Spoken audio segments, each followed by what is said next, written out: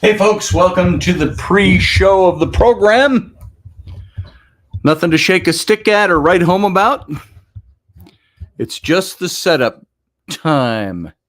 How y'all doing tonight? Morgan Snow, good to see you. Randall Flagg, nice to see you. People gathering out there outside the chat room, nice to see that you're here. Come on in. Happy Friday night, everyone. We've got about a minute and a half, and we go live over on the radio station. Lights are a little bright tonight, but that's okay. I'm going to be doing a little reading, and I don't want to struggle with it. So, yeah, this is how that looks. Boom. Bright lights. So there we go. I think it'll work. And I got a few things to show you. A few things to talk about. A few things I wanted to talk about that I couldn't find. And a few scary things to talk about. Let's see. We're going to... blah, blah, blah, blah, blah, blah, blah, blah, blah, blah, blah, blah. Horror is fun. Did you know that?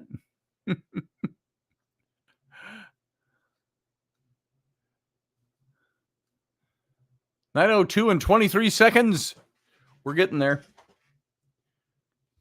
Hope you're all doing fine tonight. Pearson Castile, good to see you. Glad you made it in. Oh, I'm going to shut that down. Working on my website on and off all day today, beefing some things up.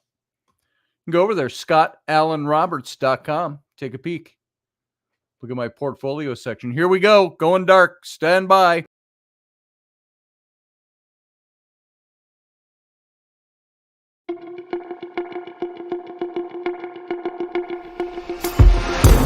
The Intrepid radio program with Scotty Roberts.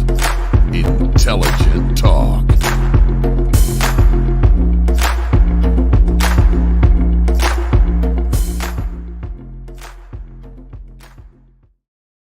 Hey, folks, welcome to the program. I'm your host, Scotty Roberts. This is my show. Happy Friday. It's the Intrepid radio program right here on the Odyssey Radio Network. You can find us in our audio format over on the radio at odysyradio.com, as always. And you can find all the archives of this show over there as well. Just root around a bit. And I think for the next day, he always plays the previous day's broadcast, so you can catch it tomorrow over there in audio format. You can also, if you're not there now, come on over to the YouTube channel. That is where there is the best version of the chat room available to this show. If you are looking at chat on Facebook or Twitter, well, X, and any other place, that chat room will not play in the main chat room, which is over on the YouTube channel. And so you won't see the other YouTubers or the other people on YouTube that are chatting, and they won't see you. So only I will, because I have control of it all. I am in control. I wish I had an echo. In control. Roll. So come on over there, and that's youtube.com/Scotty Roberts. And tonight we're going to continue talking a little bit about books, but I thought it was fun because it's a Friday night. And remember when we were a little bit younger, Friday nights were like party. See, even that hurts to do that now. I can't do that like I used to. And one of the last times I went partying, I was already around 40 years old. And a friend of mine from the festival said, we've been invited by a bunch of these ladies from the festival that want us to go along with them and clubbing. And they were a lot younger than I was. And so they got all dolled up to go clubbing. And if you've never been clubbing, or if you don't know what clubbing means, then you're probably my age or somewhere between my age and 30. So we went clubbing. And I said, what does one wear clubbing anymore? I was 40. I hadn't been clubbing which we never really did, but going out on the town since I was in my 20s. So here I am, 15 years posthumous from my 20s, just about. So what did I wear? I put on my kilt and my kilt socks and my big combat boots and my fisherman's cable knit sweater that went along with my kilt. And so I went out clubbing with them. And one of the really hot chicks that we went along with, she drank a little too much, as everybody was doing. And she was out dancing, and she was out actually throwing up alcohol on the dance floor. But she didn't stop dancing the whole time. She was like, yeah. And she just kept going. Now, there's a horror story for you right there. And I was just like, oh, I think. Anyway, we ran into a bachelorette party. Who all of them now talk about guys getting frisky and handsy and things like that. That night, because I was wearing a kilt, I had more young women reaching up under my kilt, pinching my bare ass than I'd had ever in my life up until that point. And so I thought, well, that's interesting. That's what goes on in clubbing. And I think that's the last time I ever went clubbing. And I don't know why I brought up clubbing, but there it is. So now we're going to tonight. Oh, that's what we used to do on Friday nights, is the point. Tonight, if you're home and you're listening to radio, or at your work and you're listening to radio, or watching this show somehow, this show is not like an action-packed television show. You're not going to see a lot of visuals with a lot of flashy color and explosions and car chases and sex and romance and things like that. We're going to paint those pictures in words. So if you're watching, you probably got it passively watching it on the side, or I have many people have said they put it up on their TVs and they go about their business. So, I was just noticing Pearson said prayers with everyone in Nebraska tonight. They had some pretty bad tornadoes today. I had not heard about that. So, definitely, it's that season is on us. We're getting thunderstorms up here throughout the weekend. So they're saying. So, Friday night. Let's make it a night tonight. Why don't you get a cup of coffee or a cup of something? I didn't grab my drink. I've got a little bit of one that's left over here, a little lukewarm, but I'll drink it. Not lukewarm, just not cold anymore. And I want to show you a couple of things and read a couple of things and talk about, kind of carry on these 5 reasons we kind of left off about reading horror stories to kids. And I think this is appropriate. This can be just a new topic tonight that kind of trails along what we've been doing all week long. And these days, horror in what would you call it? Young adult to young reader, kidlit land is having a moment, from the increases in horror titles being published all the way to the recently added middle grade category for the Bram Stoker Awards for superior achievement in a novel. There are lots of things moving in kids' books. As a middle grade horror aficionado to a certain degree, I've written some books to middle grade, some books to young adults. I guess that's where you'd put Tam O'Hare, you'd put the archaeology book, you'd put The Sword and the Clay. Although I haven't written a novel, I'm working on a novel in that category. It's on the side, The 10 Breaths of Ra. But I find that this is all very exciting stuff going on in kids' books. Except there still may be a lot of people out there, including librarians and teachers, who think that promoting horror to kids isn't good for kids. They think that kids need to be protected from bad things. But I disagree. And I think there are a lot of people that think the way I do that would disagree as well. And I've got 5 good reasons kids should read horror. as we launch into the things that we're doing. We'll get into those in a second. As I was going through looking for some books, I didn't know I even had these on my shelf anymore. I want to show you this. This is the graphic novel, the comic book I did way back in the mid 1980s when I was publishing. You can see we didn't even have computers to do things back then. I could have had that typeset, but it was going to cost me money. So I lettered that by hand. That sucked. And it was called Bloodlore, or the Bloodlore Chronicles. And this was the back cover. That's me and my dog at the time. There, you can see that. That's mid 1980s. Me with my Tom Selleck, or some might call it my porn stash.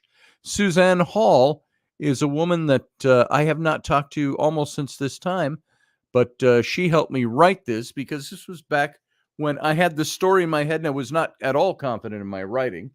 And it's a comic book. So, and it looks like this. You can see as I flip through some of these pages here, it's a graphic novel done. It's a story I told all in comic book form. And this was supposed to be a series, and it never quite got off the ground after this book. And back then, this book, and I thought it was really expensive, was $7.95 in the mid 80s. So I just saw that on my shelf, and I thought I'd grab that and show that to you. And also on my shelf, this isn't one of those novels. This is a historical novel, but this is one I got to illustrate the cover on. It's a World War II novel about the attack at Darwin, Australia. But I did the illustration for the front cover, Peril on the Sea. And this was the first time I ever incorporated Rainey, you can see her right there, my wife, into a cover illustration. So there you go. Those are the main characters in the novel by Jonathan Verhoeven. And Peril on the Sea, it was called. And that was sitting right there. So we'll just set that aside. And I've got other things I want to show you and read you tonight, for you tonight. But let's go through these 5 things. Number 1, 5 reasons that kids should like horror and read horror. Number 1, horror offers solace. Kids today are living in a scary world. And it's a world with global pandemics, school shootings, as Pearson just told us, bad weather, tornadoes. Some of that's natural, and you can't avoid that. But there's no way to shield our kids from any of that stuff. Instead, we should lean into it. And scary books do that by offering something I like to call safe scary. Reading scary books allows kids to navigate their fears in a controlled way. If it's too much, they just close the book. That's the beauty of having a book. That's a little too much. I'm going to close that book. And when asked why people want to go to the movies and be scared, Wes Craven, who wrote such things as The Serpent and the Rainbow, or directed them anyway, he famously said, "You don't enter the theater and pay your money to be afraid. You enter the theater and pay your money to have the fears that are already in you when you go into the theater dealt with and put into a narrative." And that's subconscious, I think. The same is true for stories and books. Number 2, scary books have agency. What do I mean by that? Agency is a thing that adults take for granted. We're used to deciding what time we get up and what we're going to do with our day, what to eat for dinner, what to cook for dinner. But kids don't have that. By their nature and status, they are powerless. I'm talking in the day-to-day things. And another thing adults forget is that kids have the full range of emotions as adults. They just don't always have the language for them. So enter scary books. Scary books give kids agency. Whenever you're following a story, you're rooting for the hero. And who wouldn't you root harder for than the hero in a scary story? You take the hero's hand and you go into the dark with them, but you come back the other side where the light is. You survive. Scary books teach us kids, and they teach kids that we're all going to survive. We'll survive this. Number 3, horror tells the truth. Now, let's be honest. Yeah, Randall Flagg says, not always true for the hero. That's true. Sometimes the hero dies. But sometimes there's a great message when they do. Most good horror stories for kids or young adults or even adults don't have the hero die and leave you hanging in utter despair at the end of the close of that book. Unless they're doing that on purpose to lead you into the next story in a sequel, which happens a lot. But I agree with you. Like when I saw, take for instance, Gladiator, that movie, that came out over 20 years ago, 22 years ago, I think. And hard to believe. But that movie, the hero, sorry if you haven't seen it, spoiler, the hero dies in the end. But it's with great hope is left. His death meant something. So yeah, good point, Randall Flagg. Depends on what a person identifies with, says Sarah Yusuf. Yeah, I agree. So horror tells the truth. Let's be honest, we lie to our kids an awful lot, don't we? We tell them the dog went to live on a farm. Where's the dog? Oh, we took him out to the farm and so he could have more space when he's buried in a shoebox somewhere. We tell them Santa Claus is alive and the Easter Bunny comes and the Tooth Fairy. We make up all these excuses for why mom and dad aren't talking at the dinner table. We sweep the truth into a corner and hope kids never find it. But horror doesn't do that. It doesn't deal in platitudes. It trusts the reader, the kid reader, when it's written for kids, to be able to handle it. It puts you front and center in front of a monster and then puts into your hands the sword to vanquish it through your imagination. Horror believes in kids and it trusts them to go along for the ride. It knows they'll survive the night. Number 4, horror teaches important lessons about fear. What's that, Sarah? If a dog fits in a shoebox, that isn't a dog. Well, true. Hamsters fit in shoeboxes. You got that. We gave Rainey her birthday present. Her birthday is on Monday, but she's going to be out of town for the weekend with the older girl. They went to a scout thing for the weekend. And so all the kids, let's give mom her present before she goes. And we got her a laptop. It's not brand new. It looks brand new. It's amazing. I really want to tout this place. Now, I can't remember the name of the place off the top of my head. I'll tout it another night. I'll give them a little plug here. But we got a great price on a laptop. It's an Apple laptop. It's about 4 years old, all souped up, more computer than she's got in the 15-year-old piece of Dell PC crap that's sitting on her desk that hums or buzzes all the time. And it was time for her to get a new computer. So I thought, what better time? So we had a little tax return fun and I got mom a laptop and a sweet looking. It's those Apple laptops. They now come in that dark silvery sheen, which is very cool. So it looked good when she opened the box. We're like, wow. But she took it, she saw it, and she said, I thought it was a shirt because it's a box like this and about that thick. And she shook it and we go, don't shake it, Mom.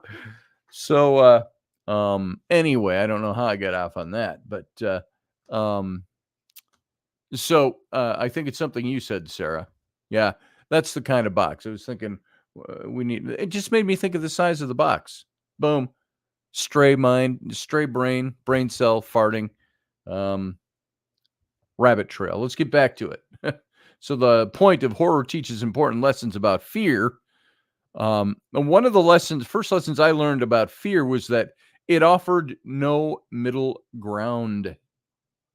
Johan, welcome to the chat room. Good to see you. It's been a long time, at least since we've seen you. There's no middle ground. You either overcome it, the fear, or you succumb to it. That's a fact of life. You look it in the eyes and overcome it, or it will overcome you. And so there's no in between. Storytelling is how we build empathy. It's through stories that we say, hey, I feel this thing. Do you feel it too? And someone somewhere does, and someone somewhere does, is the point. I'm tripping over my words. Someone somewhere does feel it too. And our web gets a little tighter when we feel that. It's a little stronger. When kids read scary books, they see themselves reflected. Books are, as is famously said, windows and mirrors. Windows into other worlds, fantastical places, different places, places we don't normally go. Some are recognizable, and mirrors to our own world, all at the same time. Horror stories are a way to make connections. Now, most of us aren't going to walk down the street and have a fangady-faced clown reaching out of the sewer grate to eat us. That's not going to happen. But those can be representative of other fears that we have. So it teaches kids that they can overcome their fears. You stand and you face the fear. Number 5, horror is fun. Everything I've said before, I meant it. I mean this one too. Horror is fun. Getting scared, it's kind of fun. Horror and comedy are different sides of the same coin. They both require the building and releasing of tension. And in comedies, you laugh. In horror, you scream. It's like watching Monsters, Inc., that animated film. If you've never watched it, I just happened to see a good part of it in the dentist lobby while I was the pediatric dentist while I was waiting for Ellery the other day. She had to get a filling in one of her permanent molars already. And so I'm sitting there watching that, and where they discover that laughter can fuel their charge up their batteries in Monster World just as fast, even faster than fear. So it was interesting, but that's what we are. Horror is fun. Kids deserve to have fun. But have you ever been to a scary movie with your friend and got so startled by something that you started to laugh afterwards? Or you're so startled, like we do ghost hunting. I've been to ghost investigations with people. Now, nobody normally screams and runs around like you see on some TV shows. I haven't seen anybody scream yet. We get startled. I had a woman that was with me that was a good friend of Rainey's and mine, and we were all together at an old hotel way out in western Minnesota. And she had somebody whisper in her ear, a man, and it was ghostly or spirit. And it said some very nasty things to her. She didn't scream. She didn't go running out. She came over. She kind of tugged at my arm. She goes, I just had this fellow whispering in my ear. And he said, and it's too nasty to repeat, nasty words. Think of the C word. Think of words like that. That was whispered in her ear. And it wasn't pitch black, so like, oh, maybe it was somebody in your group having fun with her. No, it was whispered in her ear. So we had other experiences there as well. We had something calling me names, by the way. Here's a little horror on the side for you. Something at that same location, that same night, saying very nasty things to me over EVPs. Spirit box or EVPs, I can't remember.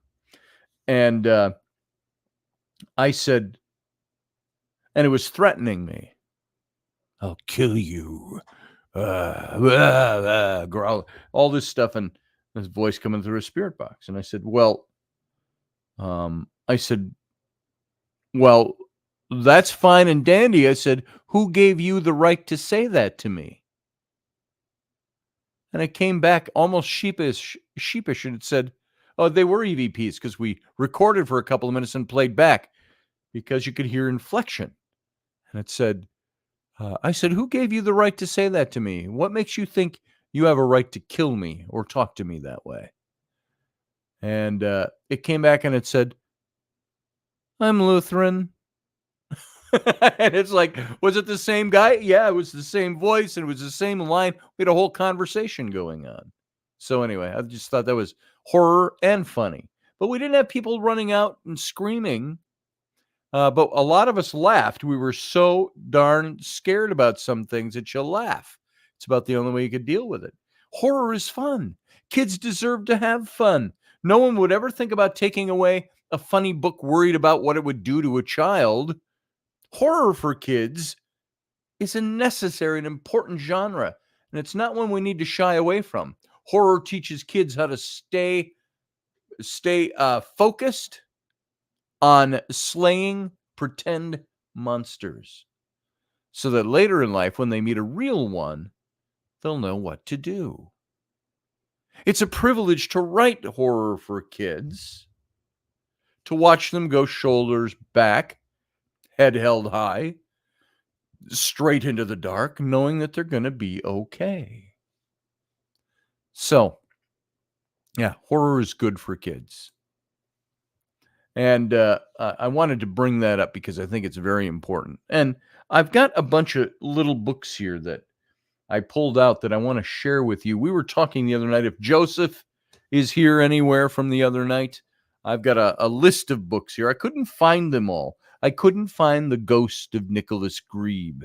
It's in all my bookshelves somewhere. I went here. I went upstairs to bookshelves. I went over into the bedroom where we have a bunch of nighttime reading for kids over there. I went over into the other family room over there. I went into the living room upstairs. Went into the kids' rooms, could not find it. So that one's missing. But I got one of the favorite books of my kids.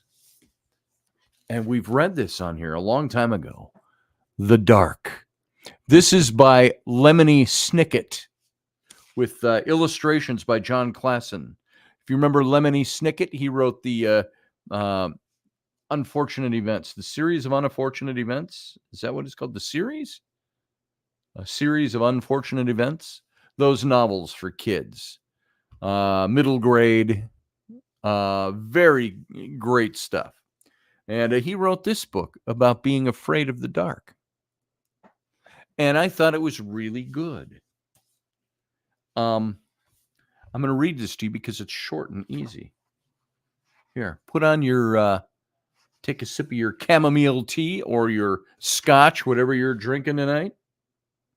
Let's get it started. Laszlo, that's the main character. Laszlo was afraid of the dark.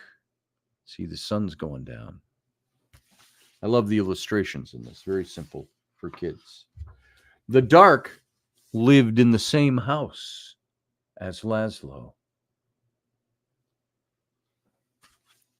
A big place with a creaky roof, smooth, cold windows, and several sets of stairs. Sometimes the dark hid in the closet. Sometimes it sat behind the shower curtain. The dark.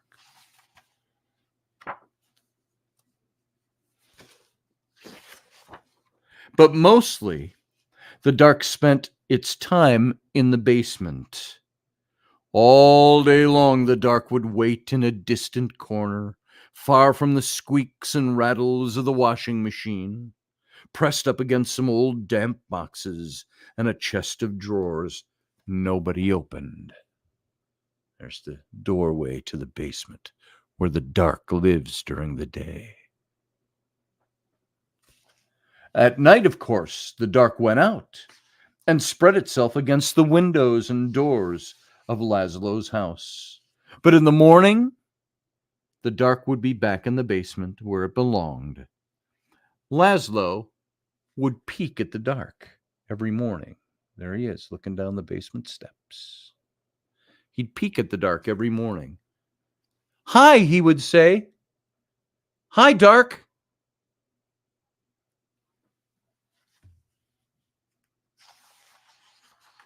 Laszlo thought that if he visited the dark in the dark's room, maybe the dark wouldn't come to visit him in his room.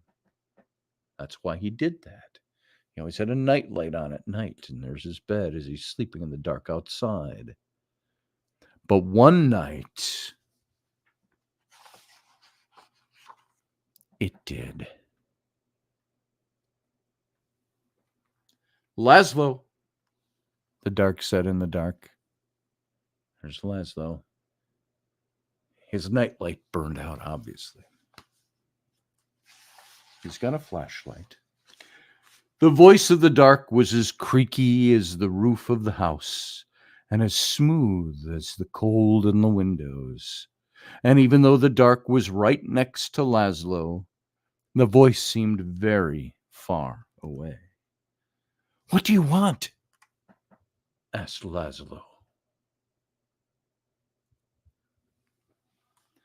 "I want to show you something," said the dark. My kids, by this point, when I'd read this, when they were younger, just on edge. He said, "I want to show you something." "In here?" "No," said the dark. There's the closet, remember? "In here?" "No, no," said the dark. "Downstairs." "Downstairs?" "Yes," said the dark. In Laszlo's living room was the biggest window in the house. Laszlo looked out at the dark outside. Above him, the roof creaked, and he closed his eyes. Now the dark was all Laszlo could see. "No, no," said the dark again. "Not there. It's the big window. Down here. The basement door." "In the basement?" asked Laszlo.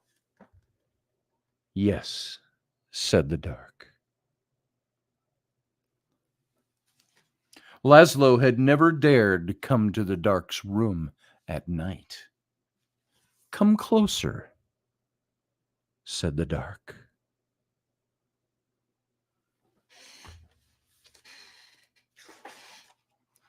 Laszlo came closer. "Even closer," said the dark.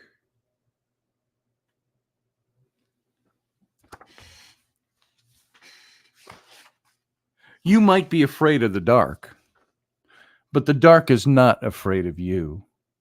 That's why the dark is always close by. The dark peeks around the corner and waits behind the door. And you can see the dark up in the sky almost every night, gazing down at you as you gaze up at the stars. Without a creaky roof, the rain would fall on your head. Without a smooth, cold window, you could never see outside. And without a set of stairs, you could never go into the basement where the dark spends its time. Without a closet, you would have nowhere to put your shoes. And without a shower curtain, you would splash water all over the bathroom. And without the dark, everything would be light. And you would never know if you needed a light bulb. "Bottom drawer," said the dark.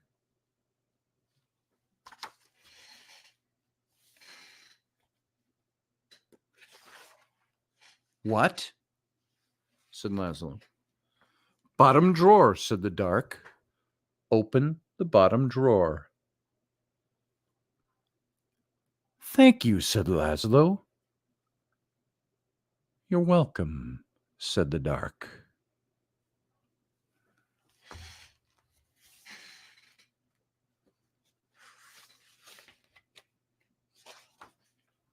By the time Laszlo got back into bed, the dark was no longer in his room, except when he closed his eyes to go to sleep. It's the light bulb. There he is sleeping.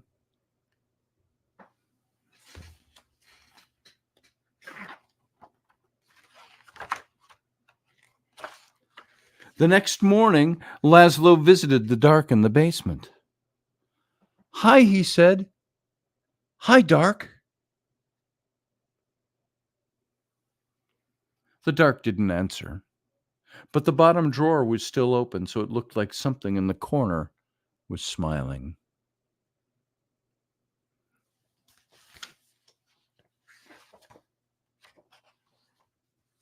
The dark kept on living with Laszlo, but it never bothered him again.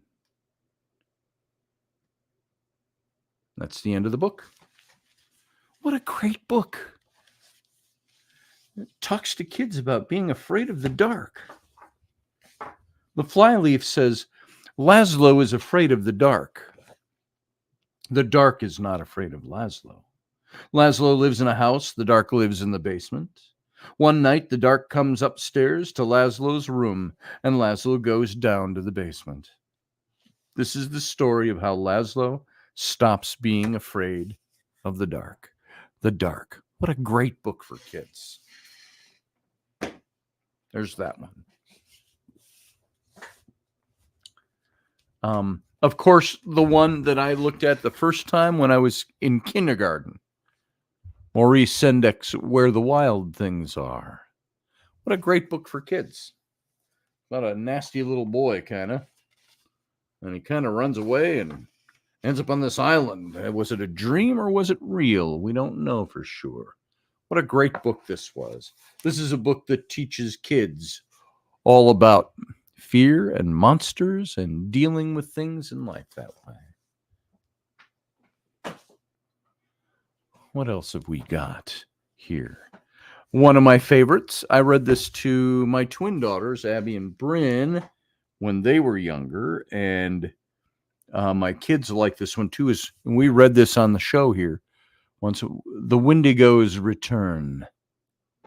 What beautiful, beautiful artwork this has, and it's all about one of the not Cherokee,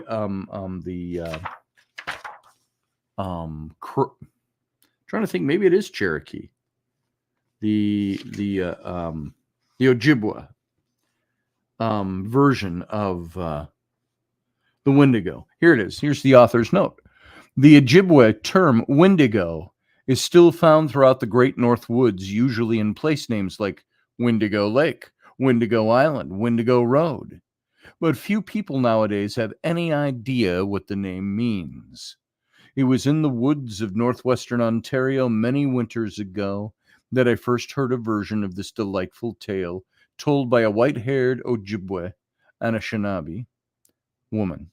Since then, my travels and readings have led me to many variations of the same basic theme, echoing through the ancient oral traditions of northern Native American cultures, from the East Coast to the Pacific Northwest. Wendigo tales often took place during the winter moons. This particular story employs a multi-seasonal approach, and it's all about where the Wendigo came from.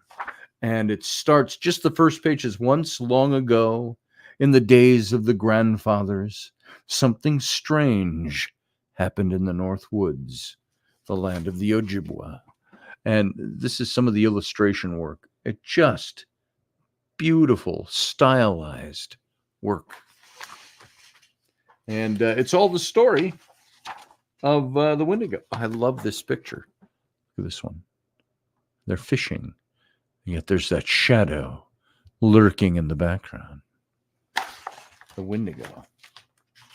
And it talks about how people start going missing in the tribe. And the elders all gather together and they're trying to figure out, why are our people disappearing? What's going on? Then you've got, she sees the little girl who's kind of the heroine of the story. She sees the Wendigo in the woods.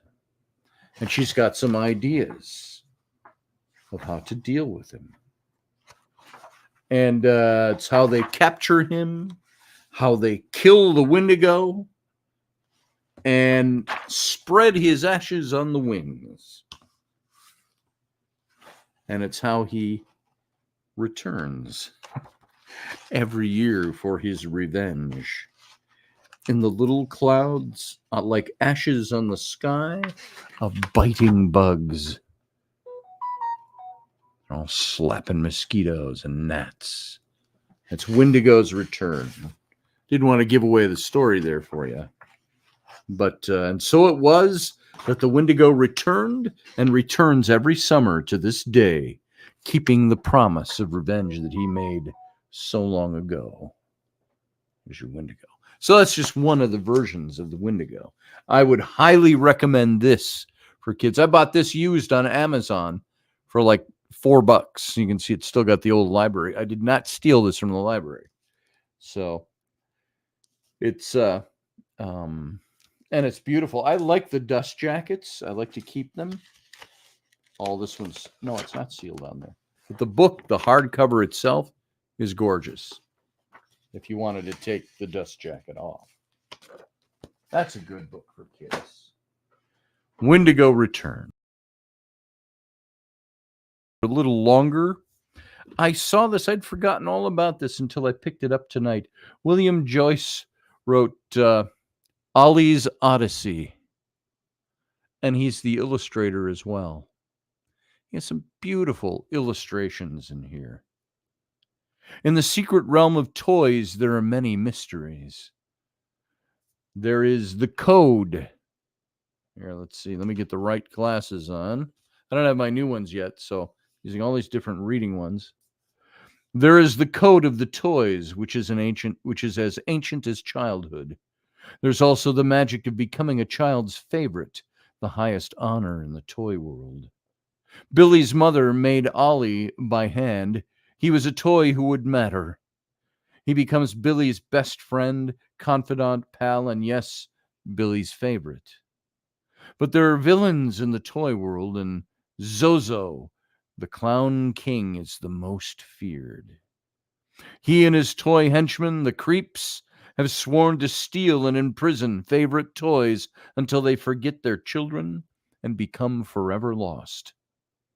When Ollie is toy-napped, Billy must rescue his beloved favorite from Zozo's subterranean lair in the dark carnival place just past the park, through the woods and into the night. Never has a journey of 10 blocks been more epic. So, and his illustrations in this book are absolutely wonderful. If you like a good illustrated book, the text is easy to read. There's not that much of it, although it's a longer book. But the illustrations just are beautiful. Here's some of the Creeps that are Zozo's henchmen. And let's see if I can find a picture of, well, here's where Ollie is wandering. He's lost. He got lost in the park when his boy dropped him and he's looking for his way home. And so my kids love the illustrations. I love the illustrations. And I was going to see if there's any better ones to see here. It's kind of like if you've ever seen Chris Van Allsburg's work. He did a lot of work in pencil. Most of his work is in pencil, but he did the first what's the one The Rock was in a couple of them. The Game. My mind's doing that a lot lately. I hope I'm not going to be like Joe Biden in 16 years. Or 20 years. So, what the heck is the name of the game? The two movies. The Rock is in it, and who else is in that movie? I can't remember shit tonight. What else do you do? How do you say Zarathustra? That movie was based on his book.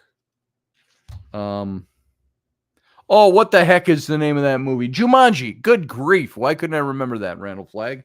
Right on the tip of my tongue. Here's Zozo, the evil toy that's keeping them all captive. So, very good book for kids. Good read. And it's not just this weird adventure. It's sensitive at the same time. It's good. It pulls on emotional heartstrings at the same time. And it's really good. I would recommend you pick this up and take a look at it. Ollie's Odyssey. Well worth getting, by William Joyce. A couple that I've talked about before. Lauren Wolk's Beyond the Bright Sea. This is a novel. And this is the one about a little girl who was born in a real place. I think it's Cape Cod is where this takes place, or the Chesapeake. Inside the flyleaf, 12-year-old Crow has lived her entire life on a tiny, isolated piece of the starkly beautiful Elizabeth Islands in Massachusetts. Abandoned and set adrift in a small boat when she was just hours old, Crow's only companions are Osh, the man who rescued and raised her, and Miss Maggie, their fierce and affectionate neighbor across the sandbar. Crow has always been curious about the world around her, but it isn't until the night a mysterious fire appears across the water that the unspoken question of her own history forms in her heart. Soon an unstoppable chain of events is triggered, leading Crow down a path of discovery and danger. Vivid and heart-wrenching, Lauren Wolk's Beyond the Bright Sea is a gorgeously crafted and tensely paced tale that explores questions of identity, belonging, and the true meaning of family. And it's all done in this. It's very well written. It's done in this. It's not horror. It's suspenseful. It's thriller. There are things in the book you can't figure out where she came from. There was a little island. This all takes place at the turn of the last century. So in the very early 1900s. And in that Chesapeake Bay island communities and cities and towns, there were people still living on the beach in makeshift huts and houses and things like that. And there was an island there. I think it was called Pelican Island was the name. It's a real place.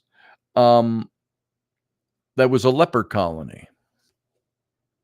And that's one of the islands that comes to play in this book.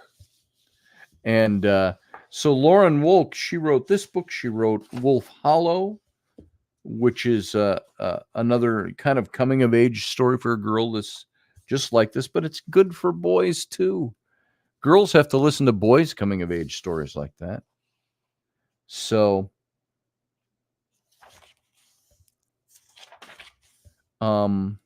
she has a section in the back of the book that's a note about this book.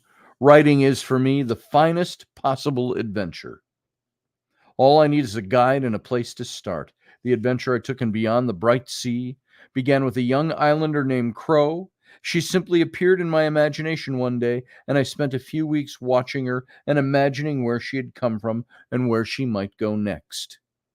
I knew she would make an incredible guide the minute she introduced me to Osh and their home, and that's when I began to write. The rest came as it came. And she goes on, she talks about some of the things in this book. I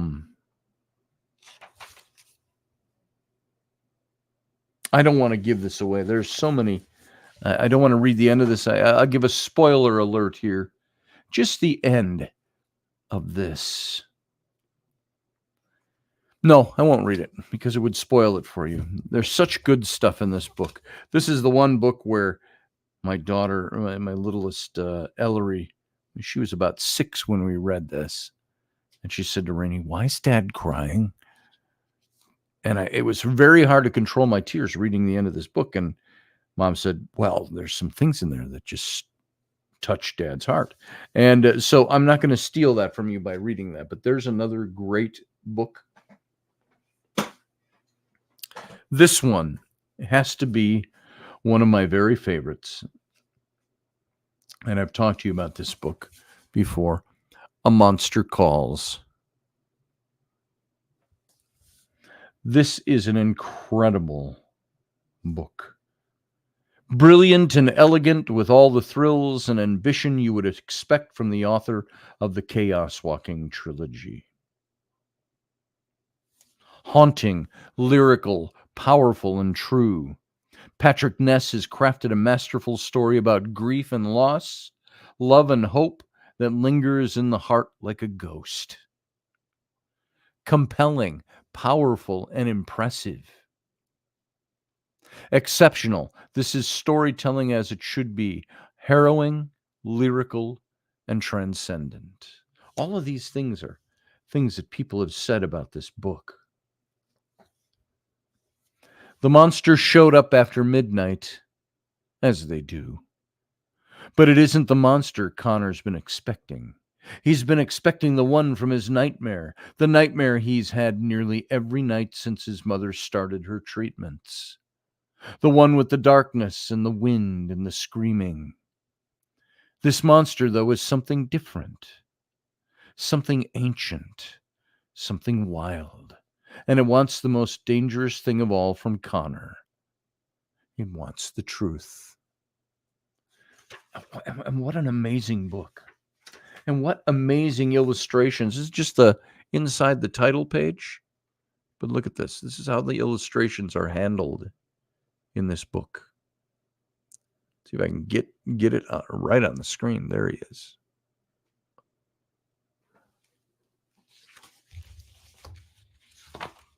But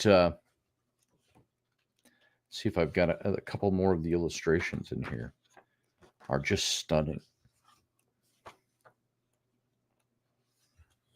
I wish I could draw like this. Or paint like this. This is like charcoal and wash. And it's the monster in this is an old yew tree that uproots itself. Is it pronounced Ceridwen? He tells Connor who he is. He's Ceridwen. And there's a quote from this book that I put on a tumbler of all things that Rainey was making. Oh, did I overstay? Nope. We got 3 minutes left for you radio audience people. There's a tumbler. Let's see if I can find this quick. And I put this quote on there. That's easier than looking it up in the book. It's all I'm doing this for. Photoshop. Open. And I have to go look for Rainey's tumbler on this. And 2 loons. And it is... Oh, if I can even find it in here. We'll see if I can come up with it quick enough. Looking for Rainey's tumblers. 2 loons. Oh, there. That's why. It's not alphabetized. And this book, if you want to read a good book to kids or read a good book to yourself, for yourself, you should look this one up. This is about the tree, the yew tree. I put in here. Let me get to it. My computer's running very slow trying to find it for me. Thank you very much. Not that I'm in a hurry or anything. Here we go. It's coming. It's coming. This is something that the yew tree said to Connor in the book. He says, stories are the wildest things of all. So stories chase and bite and hunt. That's what the yew tree said to him. And he tells Connor 3 different stories in the book. And so it's and then he asks Connor to tell him a story and to tell him the truth. And this is all very revealing, and it's very interesting how this character, this yew tree, comes out and tells a very poignant lesson. Oh, this is tucked away in the book here. Ellery made a bookmark for me while we were reading this book. Monster, what is a monster calls bookmark. Gar. So there it is. That's my bookmark for this book. And so all of these stories are amazing ways to teach kids lessons. Yeah, Johann, the scariest book you'd ever read is called the Bible. Yeah. It's got some scary stuff in there. Definitely. You want to go even further than that? Go read the apocryphal books. It's like the scary book of the Bible on crack. So I highly recommend this to your kids. If you're going to read to your kids, it's a little heavier, but it's good. And the illustrations are absolutely amazing in this book. All right, let's leave off there for the radio audience. We'll be back with the Captain's Cabin over on the YouTube channel. Everybody else that's listening, just sit tight because we'll be right back. And for everyone else who's here over on radio, I just want to say thanks for being here and live long and prosper. Join us every weeknight at 9 p.m. Central Standard Time, 10 p.m. Eastern. The Intrepid Radio Program, a Scotty Roberts Productions broadcast.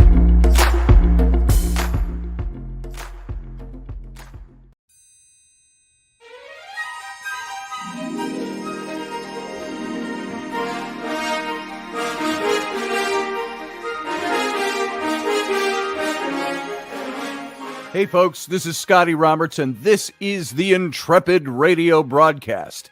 I've been broadcasting for about 20 years now, covering such topics as science, politics, the paranormal, weird science, weird world history, archaeology, and the paranormal. Everything from ghosts to cryptids to creepy things that go bump in the night. So every week I bring you 3 new episodes.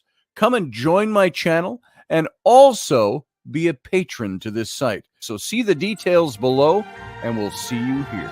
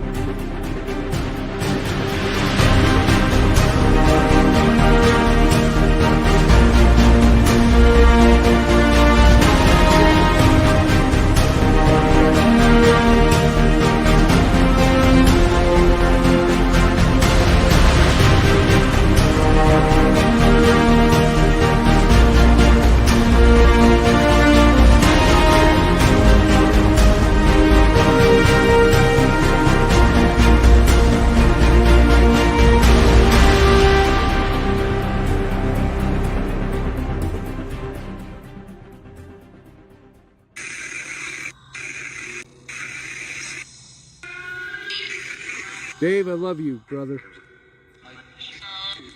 I miss you too. I miss you too, I heard. Yep, Did you guys hear that? I heard that. I miss you, Dave.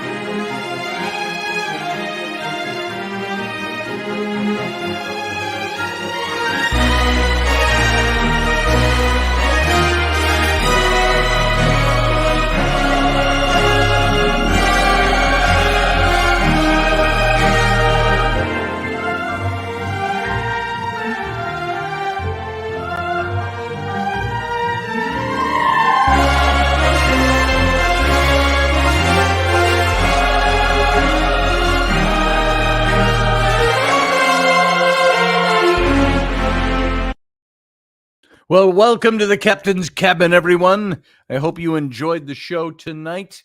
This is those of you who are maybe the first time here. The light's not usually this bright, but it is tonight because I was reading, and it illuminates my white hair better. And we were talking about books, more books for kids. And if you haven't been here before, this is just the after show, so it's a little less formal, if you can say that. Even, are we less formal in the Captain's Cabin? I think we're just as formal in the regular show. But for Joseph, I wanted to give you a little bit of this book list again, and anybody else who's out there listening to this. Let's see if this. I've got the bookmark in here. Is this where I was? I want to see something. Raised his hand. They're gone. Hang on. I want to look at something here. Joseph, the first one is called A Monster Calls, and it's by Patrick Ness. Ness. Patrick Ness. A Monster Calls. There's actually a movie that was made of this that really did a fairly good job. I was impressed. And not to put this in your mind as you read the book, but the yew tree, the monster in this, was voiced by Liam Neeson. And he did a great job. Let's see. Hold on. Part of this book.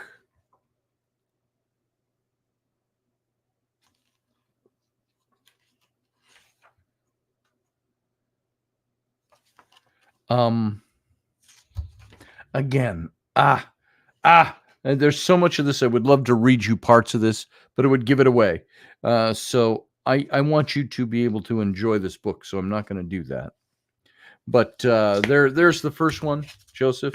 I love this book. I love this hardback edition of it.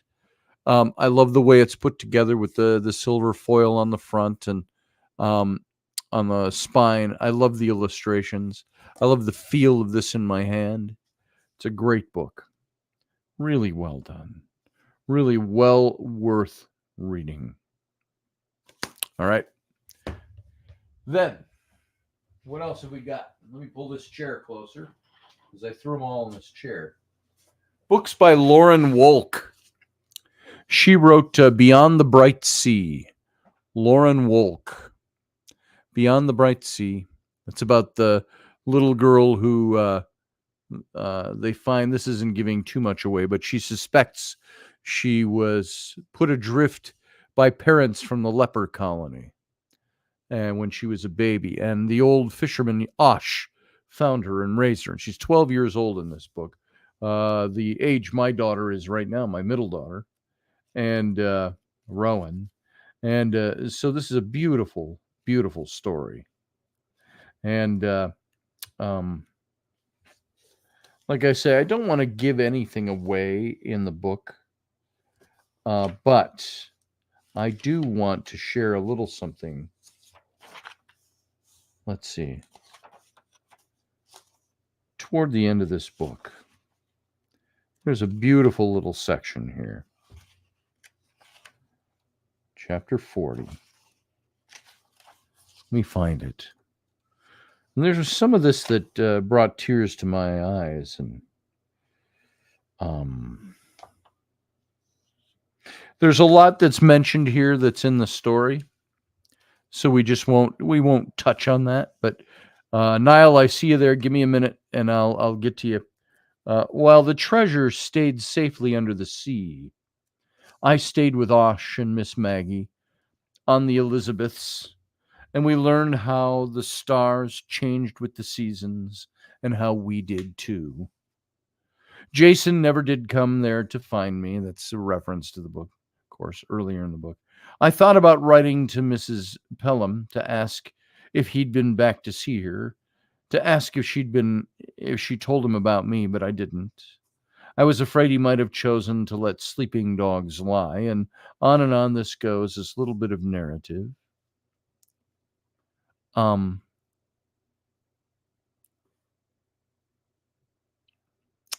With Miss Maggie's help, I wrapped pieces of it in newsprint, tucked them in plain little boxes with no return address, and sent them off to an orphanage far and wide.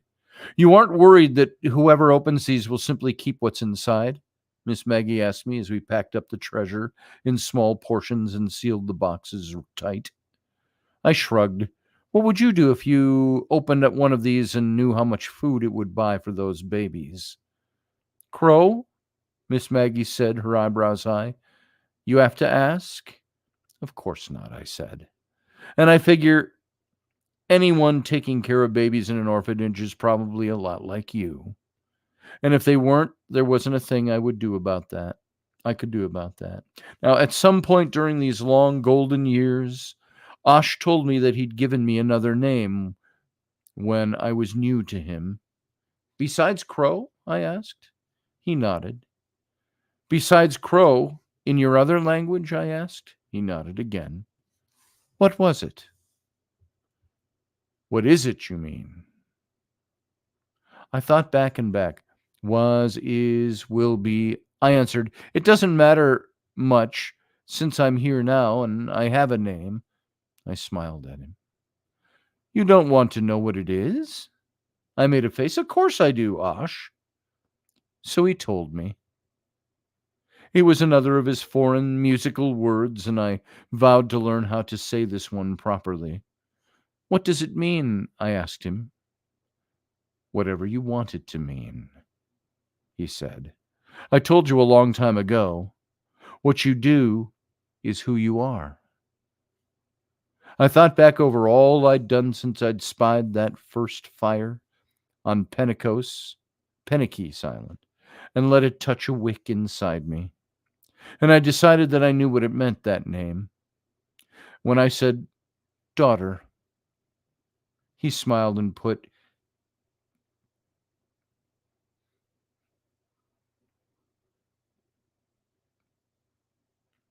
When I said daughter, he smiled and put his open hand on my head. Just like Osh, I said, means father. End of the book. But there's a relationship that builds in this book that leads to that. So that's very poignant to me. Another good one. Joseph, this is for you and anybody writing them down. William Joyce's Ollie's Odyssey. Well worth picking up. Great, wonderful, beautiful illustrations in this book. And a good story. Wendigo's Return. Beautifully illustrated, beautifully written. Native American tale. From here in North America. Well, beautifully illustrated, as you can see. So, very good book for my kids. Anybody's kids. Of course, Where the Wild Things Are. If you don't have that one. Lemony Snicket's The Dark. Great book. My kids love this book. Teaches them about being afraid of the dark. You can see this thing's had a little bit of wear over the years. And that's all I've got up here, sitting on the stack here. So, and then of course, The Ghost of Nicholas Grebe, which I could not find on my shelves here anywhere. But just look that up. The Ghost of Nicholas Grebe. And you're going to see some of the most beautiful illustrations. And it's in a great style that you'll like. Your kids will like them. I just want to see what they're showing here for illustrations. Just look up The Ghost of Nicholas Grebe, and you get an idea. It's got that very New Englandy, what's the word I'm looking for? Colonial America, a post-colonial America look about it. Very well worth picking up. So get that one too. The Ghost of Nicholas Grebe. The little dog picks up his. I had to do this tonight for my daughter, my 9-year-old. I said, "Do you remember the book, The Ghost of Nicholas Grebe?" And I said, "I can't find it anywhere." And she said, "Can't help you." She couldn't remember it. And I said, "You don't remember it? The one about the ghost? It's illustrated. It's a picture book." "No." I said, "It's the one where the dog digs up the grave of Nicholas Grebe and finds a bone and runs off with the bone. And he's looking for his bone. He haunts the farm for centuries looking for his bone." She goes, "Nope, don't remember it." I'm like, "Well, I guess I didn't read it. Maybe I read it too long ago." But he always appeared when his widow first saw his ghost. We're talking in the 1700s when this book takes place. He appears. He's a wispy old man, and his one leg is flapping in the wind because the dog had taken his leg bone out of his grave. And he says, and I always used this voice with the kids. I used it with my older kids. They still remember it. "Forevermore I quest till all my bones together rest." And so it was a great book. The Ghost of Nicholas Grebe, a wonderful story. Well, how's Ireland today? Good, Scotty. Good to see you. How are you, my friend? I'm excellent. Good to see you as well. Yeah, I just wanted to jump in and because I meant to catch your show on the horror show that you did. Oh, yeah. I look back on that. I wasn't around that particular night. That's but all right. It's kind of it's really funny talking about looking at some of the illustrations. Some of Yes. the illustrations from that book, The Monster Calls, is kind Mhm. of reminds me of my own kind of stuff. Oh, these remind me a lot of your style of art. Some of the, yes, well, that particular one, not so much the others, but the Yeah, particular this one, one. yeah. Like I look at, I think of you when I see this stuff. This is a style. I don't know if there's really a name for the style, but I just passed over it. Like this one, this 2-page spread in here. This Yeah, looks like something Nile would paint. Yeah, or it's draw. it's very stricken, and it's always a kind of a creature that's kind of backlit and it's silhouetted and there's gray skies and it's kind of Yes. dark and you're going down and it's right, very right. It's kind of creepy, and it This- just reminded me.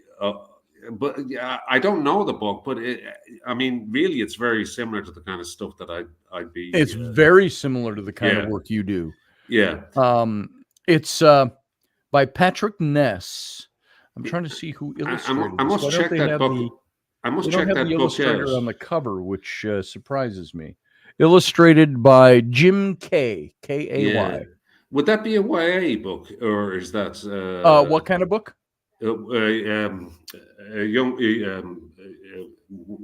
kind of a young person's book or a Yes, child's book? I would okay. consider this middle grade to young adult. So I think it stands for youth associated, something like that. Yeah. Young adult. Young adult book. Yes, yeah. And and it was inspired by an idea from Siobhan Dowd, who wrote a lot of books like this, and she passed away, of course. And Patrick Ness picked up this idea he had talked about with her. I must check Yes. that out. I must check that out. But the reason I'm calling it's kind of funny. It's talking about fear and ghost stories, and Yes. stories you read to your kids, and which is I think where you were going with a lot of the stuff you were talking about. That's very typical of the kind of stuff I do. This is so Niall's work. You got Yeah, to go yeah, look at Niall's work, folks. yeah. It's kind of something I'm attracted to. But the funny the reason I jumped on is actually talking about anxiety that people can have about Yeah. being scared, and Yes. whether it comes from childhood or from popular culture. I got a call. I said it in the chat room, but it's probably way up there, and you didn't get a chance to read it. I just thought it was a funny story. I have a very good friend of mine who's over 50 years of age, and she lives on her own. Was terrified out of her mind the other night because her TV kept turning on. Oh. And she went to bed and she put it on standby. It just pressed the red button or whatever, and it turns off. She went to bed, and I think at like 4 o'clock in the morning, the TV came on, and it was playing some game show in the background, and she was absolutely terrified out of her mind.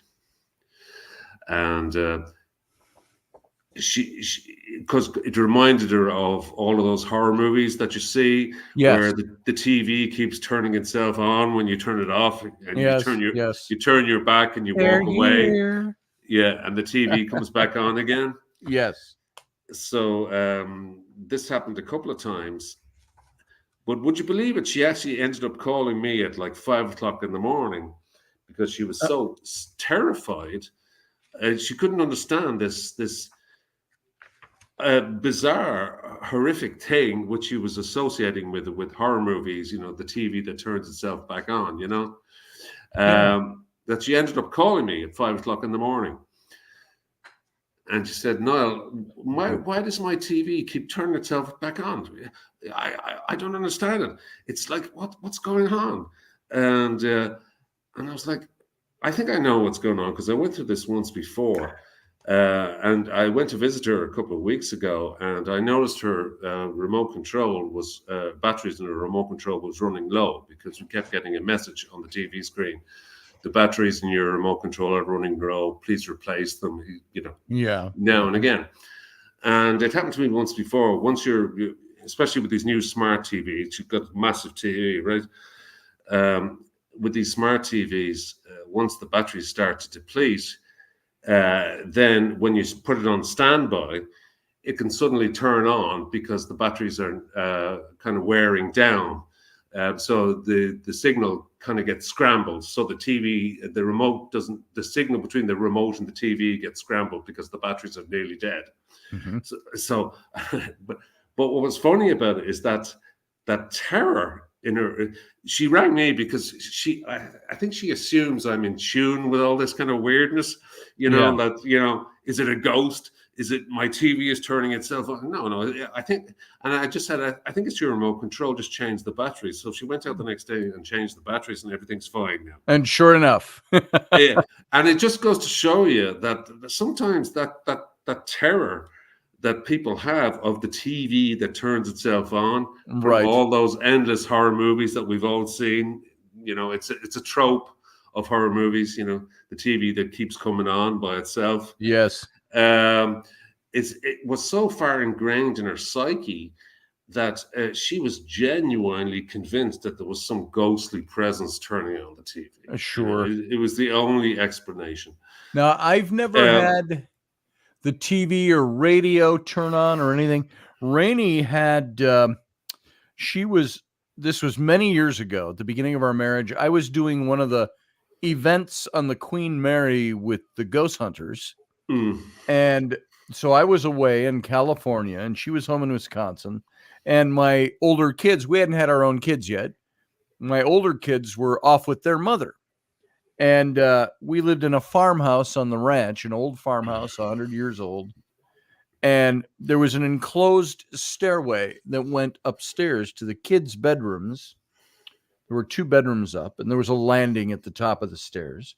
And we kept a little table with a chair there for reading. And a lamp, and it was a lamp that had these coily, the metal coily things for like microphones, and it Yes. had the cones on the end. So modern looking. There were 3 cones, and you could click, click, click for 1, 2, 3 lights.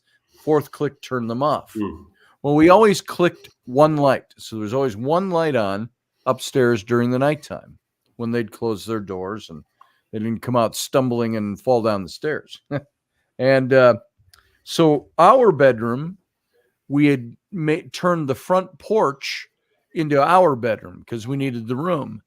And so it was all enclosed and insulated. And so we'd go out the front door and we're on the front porch. That's our bedroom.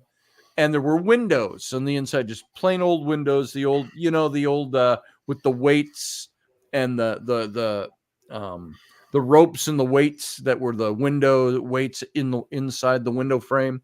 So it was those old windows like that. And those were always open from the house to the porch. And so Rainy's sleeping one night. She got the dog with her, and the dog is standing, the head of our bed was at the windows.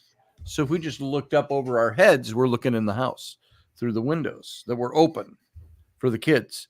And the dog, little Chihuahua, is standing on the bed with 2 feet up on the windowsill, looking in and growling. Yeah. And now there's no kids at the house. Nobody's home except Rainy. And she kind of looks up and over in her stupor in the middle of the night, and she sees who she thinks is Sam, who at the time would have been 8 or 9, going up the step, going into the stairway wasn't open. It was enclosed. There was a doorway. And so you had to go into this enclosed staircase. And she sees who she thinks is Sam going into and she hears it go up the stairs, and then the light goes click, click, click up on the landing, clicks all the way through, and it's off. Yeah. And it's dark upstairs. Whoa. And all happened in a few seconds. And then she thinks, wait a minute, I'm the only one home. Yeah. Whose shadow did I just see? Yeah. And she checked it out. Of course, she called me. And so we've had some things like that. That's very, very similar kind of thing. And it's amazing sometimes that those natural kind of fears, or I put them down to stuff we have been read as a child, or stuff we've been exposed to in movies or whatever. Combine that with people who are naturally anxious about the unexplained, or anything at all. I mean, it goes back to the monster under the bed, the monster in the closet, the monster in the shadows. Right. Even old people is a triggering point for a lot of people. Yeah. I remember when I was young going to see my grandmother, and it was like going into her house was like that smell of old people. Right. She was in a wheelchair, and it was just like this creepiest tube-like environment. And I've never forgotten that kind of musky smell of kind of. I know the smell you're talking about. Yeah, an old house and old ornaments and old pictures on the wall and old religious artifacts and all that kind of stuff. Kind of triggers stuff in people, and that can carry all the way through to adulthood. And I think that a lot of that stuff that we read to kids as like Grimm's fairy tales, a lot of them are very disturbing. Like the troll under the bridge who grabs children and takes them away into the night. The banshee from this country who screams, a wolf who eats grandmother. All of that stuff, it could be terrifying. But some kids are more anxious than others. Some would be like really enjoy that. They'll kind of enjoy they won't be so sensitive that they place them. They will place themselves in that situation, but it won't be something that they will remember. It's for the moment. They like that idea of being scared in the moment with that story. But for some people, I wouldn't recommend, reading every child, a Right. scary story, because I think you can Not tell every pretty child much. can handle it. Not every Yeah. child, and not only that, Scotty. I would say that a lot of children grow up to be very nervous around that, and they'll remember these things. Like my friend, who the TV kept turning itself on, and she was convinced it was a ghost doing it, and she actually thought it was the ghost of her father, who died a few years ago, was trying to send her a message. And I said, I don't think so. I think it's just a remote control. And the funny thing is, I think everyone is different in how they approach these kind of fears. I think a Yeah. lot of it is the fear of fear. Yes. And it's a kind of a neurosis that a lot of humans have. That's what anxiety is. It's the That's fear what of anxiety. fear. Yeah, It's the fear of the unknown. It's yeah. My Yeah. daughter did that last night. All we were doing was her older sisters. She needed a new phone. I said, it's going to wait until I get some money in here. I'll get some money. We'll get you that new phone. Well, her phone was dying, and she told her sisters. Her sisters bought her a new phone, and she went and picked it up yesterday. Okay, they bought her an iPhone. And so she's trying to start it up, and there's a delay. We're calling in. It took us an hour sitting on the phone. It's just a ridiculous nightmare doing this stuff with some of these companies, trying to get her phone set up. So we got it all set up, and the guy through his accent, I could barely understand what he was saying, but he said that should be ready now. We kept calling it and texting. It wasn't working. He said, shut it off, turn it back on, wait 20 minutes, and try it again. Okay. Well, my daughter is walking around with this.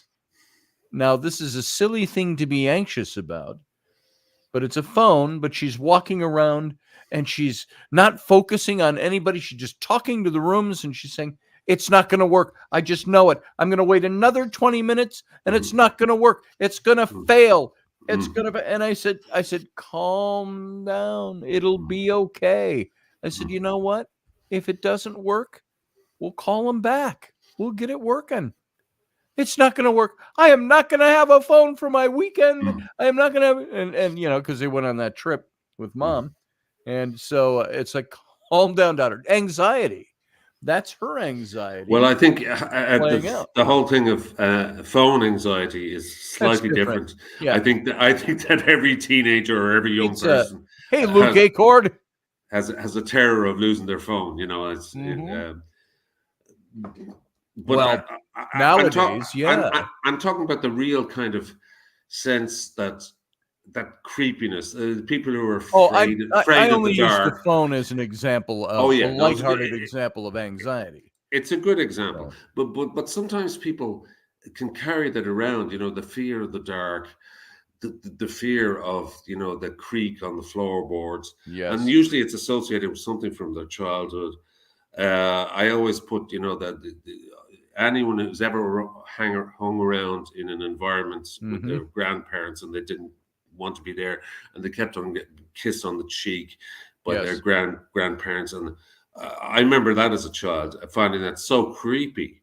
And then going forward, in movies and books, you would always find the creepy grandmother in the creepy house, and that old the ticking clock. This is one thing from my childhood, which I always remember. My mother was and her mother was obsessed with time, so they always had this. They couldn't sleep without a grandfather clock or a mantle clock, ticking away and going doing, doing, during the night. And I remember as a child being really freaked out by these things, and now I kind of like them. But at the time, I remember as a child, it was just the nighttime hours were so. You'd come downstairs and get a drink of water, but you'd sometimes look at the grandfather clock in the corner, and you were kind of looking where the second hand was. Is it anywhere? If it was between the top of the hour and the bottom of the hour, you'd be terrified because you didn't want to hear that doing sound. That tick and that doing sound. So, I just remember things that like are catalysts for that kind of fear, and I think a lot of kids, when my children were young, I always avoided reading stuff like Grimm's fairy tales, and I'd rather go for stupid books Sure. like Flying Pigs, or a sheep that made friends with an elephant, or a frog that made friends with a goat, or Yes. the usual stuff, to keep it light and Good simple. morning, elephant, said frog. Yes, Good yes. morning, frog, said Yes, elephant. yes, exactly. I just found a balloon. Where did you find the balloon? It was passing by. Will you help me Yeah, blow up this balloon, yeah, elephant? exactly. And No, but Ro- owl can. yeah, exactly. And I really think that with some kids, they're not really able for the really creepy stuff, Yes. especially the gothic stories, Yeah. and especially if they're illustrated, because some kids do have a genuine fear that's kind of inbuilt into them, and I think as parents, you can probably tell whether your child is able for that kind of stuff or not. Right. But it is. I mean, I know a lot of adults who would not watch a horror movie to save their lives, and if they did, I prevent my yeah. kids from watching horror movies. From time to time, they've gotten into watching the ghost shows and stuff. My youngest, my 9-year-old, she doesn't like watching the ghost shows. So if I've got them on, I got to turn them off when she comes home or comes into the room. But the most adult book I ever read to kids, and it's not a horror story, though it's got scary elements in it, is To Kill a Mockingbird by Harper Lee. Yeah. And I've talked about this book. I've read sections from this book. This book is so incredible. And it's Pulitzer Prize winning for what that's worth. And this book it teaches you about racism. It teaches you about dealing with people, about dealing with emotions, and so on and so on. It's a lot of this book is about racism, and without screaming it. It's not the same kind of book about racism that you might find in the news today or in the narrative of today. It deals with it in a very different way. Yeah, and maybe To Kill a Mockingbird. It's an example of one area, but I think that to teach our children, say something, the relationship to death is very important. I also, another funny anecdote. I had a friend who used to buy guinea pigs for his young child. Yes. And guinea pigs have a very short life. A few Well, months. like 8 months to a year and a half. Yeah, but their coloring is very similar. So what he would do is, he'd buy the guinea pig, and she'd be delighted and playing with the guinea pig, and don't let the guinea pig out. And if the guinea pig goes out, we have to find the guinea pig. And then he'd come down in the morning, or his wife would come down in the morning and find the guinea pig dead in the cage. And it's like, oh God, what do we do now? We replace the guinea pig. So they go back to the pet store and get one with exactly the same coloring. That 18-year-old guinea pig. Yeah. And I remember I hadn't seen this guy for a while, and his daughter was 9 years old, I think, 8 or 9 years old, and she says, "You have to see my guinea pig." And I says, "Wow, look at that guinea pig! How old is that guinea pig?" He's 5 years old. I said, "Really? He's 5 years old? That guinea pig is 5 years old?" "Yeah, he's 5 years old, And of course, I took my friend aside and said, "What are you up to here, man? How many guinea pigs have you gone through?" "Oh, I don't know, 5, 6, something like that." I says, "You really should be teaching your young daughter something about death at this stage, rather than replacing the guinea pig every time, Yes. So there is something to be said about teaching children something of the concept of death and passing on and all that kind of stuff. A lot of parents are very reluctant to do that until the very last moment. Yes. So the guinea pig story is perfect for that. Oh no, it's the same guinea pig, So this poor child had no concept of death at all, because it's like the ultimate taboo. Once you question death, or you start to explain death or understand death to a child, and I would say the vast majority of people would be very reticent to explain that to their kids. They would Mhm. say, well, they'll come to terms with that in their own way. Now, parents who explain death in a roundabout way to their children through stories or whatever is very healthy. Yeah. But some kids are genuinely terrified of anything to do with that. And Yeah. sometimes, you kind of have to leave that alone. I don't know. It's a difficult area. When Yeah. we've had a lot of deaths around us, not in a Mm, morbid way, but we've just mm, known lots of people that have gone on. mm. And so our kids kind of have always understood what it is without us really needing to explain death. Yeah. Uncle Dave died last summer, and we said, he's gone. And my then 13-year-old son, now 14, he understood it right away. And my kids, one by one, each wanted to know if they would get a visitation from Dave. Will he come and talk to me? Because Sam had his story, a couple of stories. And we said, I don't know. That's up to your situation. Rowan had a dream. She was the one that asked. She was like, I really want Dave to come and talk to me. And she had a dream where he came into the house. He was carrying his cane, holding it, but not using it. And he sat down on the sofa next to her and gave her a big hug. And he said, I just want you to know that I love you. And then she woke up, and that stuck with her. She Yeah, believes that you've was, always had a very healthy approach with your children in explaining death and these stories. yeah. And I'll just give you another very recent story. Another friend of mine, a male this time, he was a carer for his mother. His mother was actually had MS like me, but she was a lot worse. So he was a carer for her, and she died pretty much suddenly. But she had an elderly kind of small terrier dog who was inseparable to her. He was always slept on the bed beside her for years and years and years. So she went into hospital and died.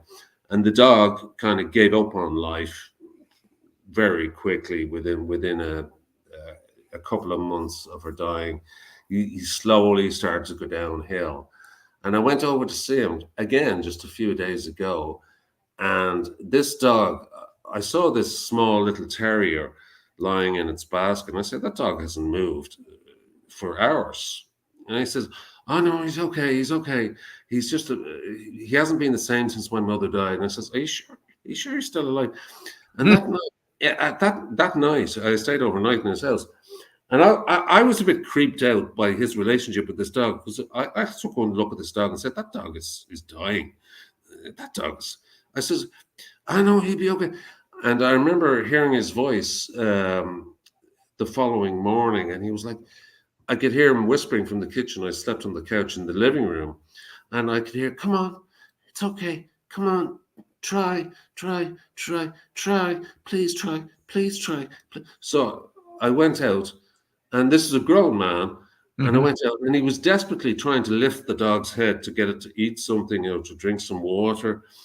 And I said to my friend, I said, listen, brother, this dog is, we need to bring this dog to the vet and get it put down. I mean, this dog is dying, and we don't really know how much this.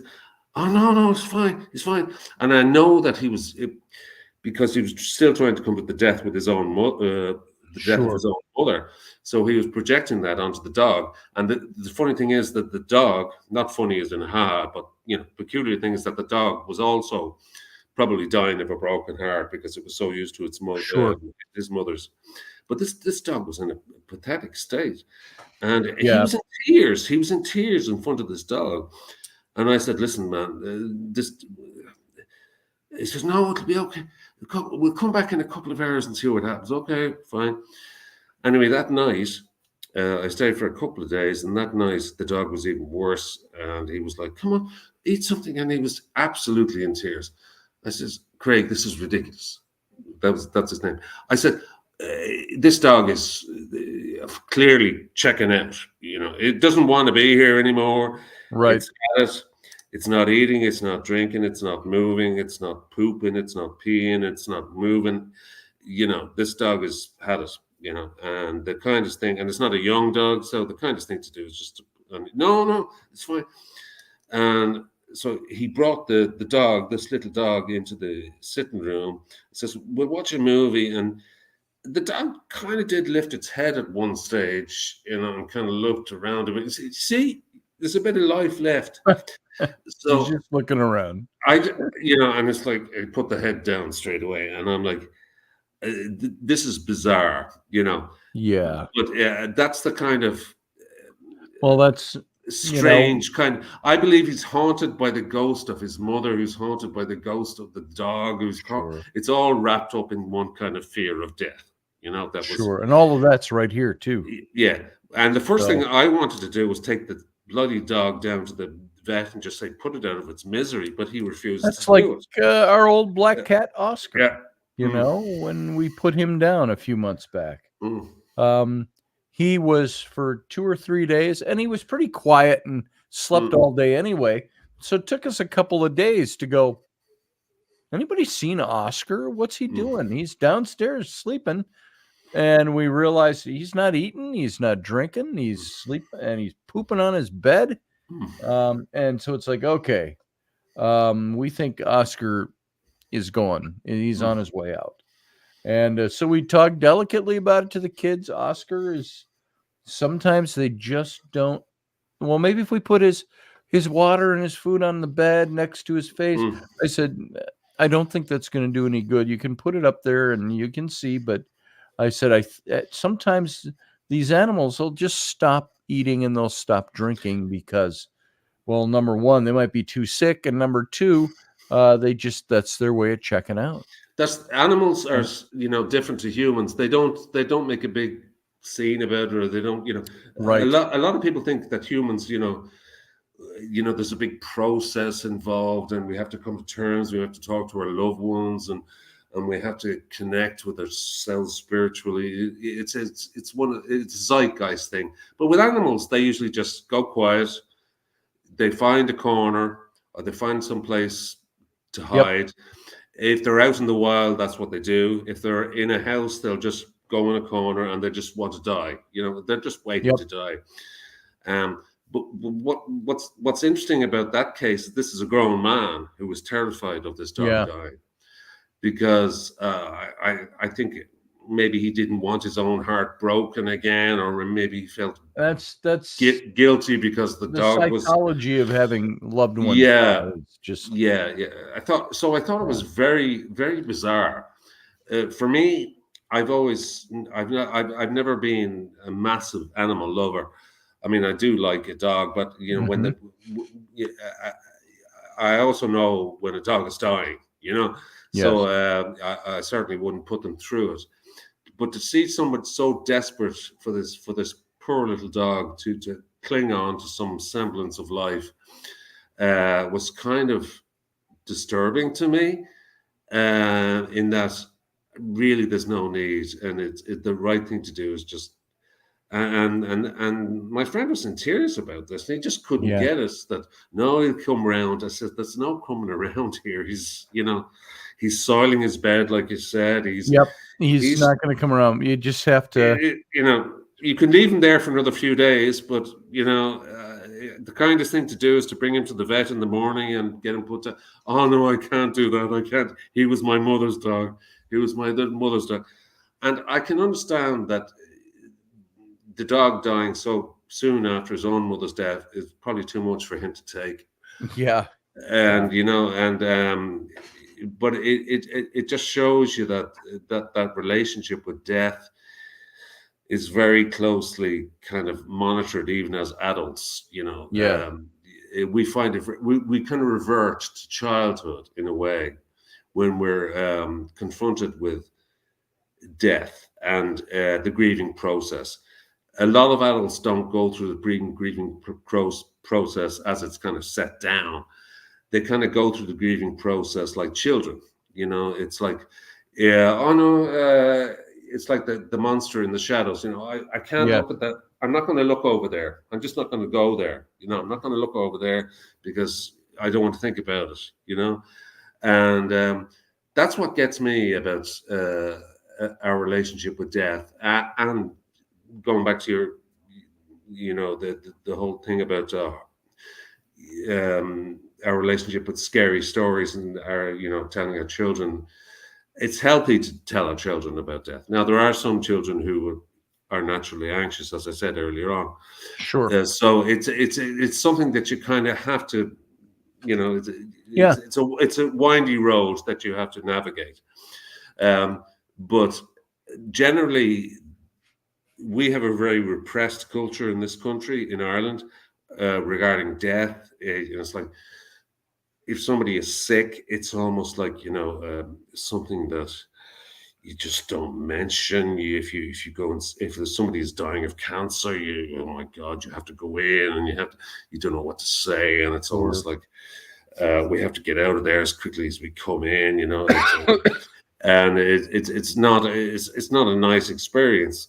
And I think one of the reasons I draw the kind of stuff that I do is, as an anecdote, ever since a child, I was fascinated with horror and scary stories. So I said, listen, what I'm going to do, it was a conscious decision, I'm going to walk with my demons.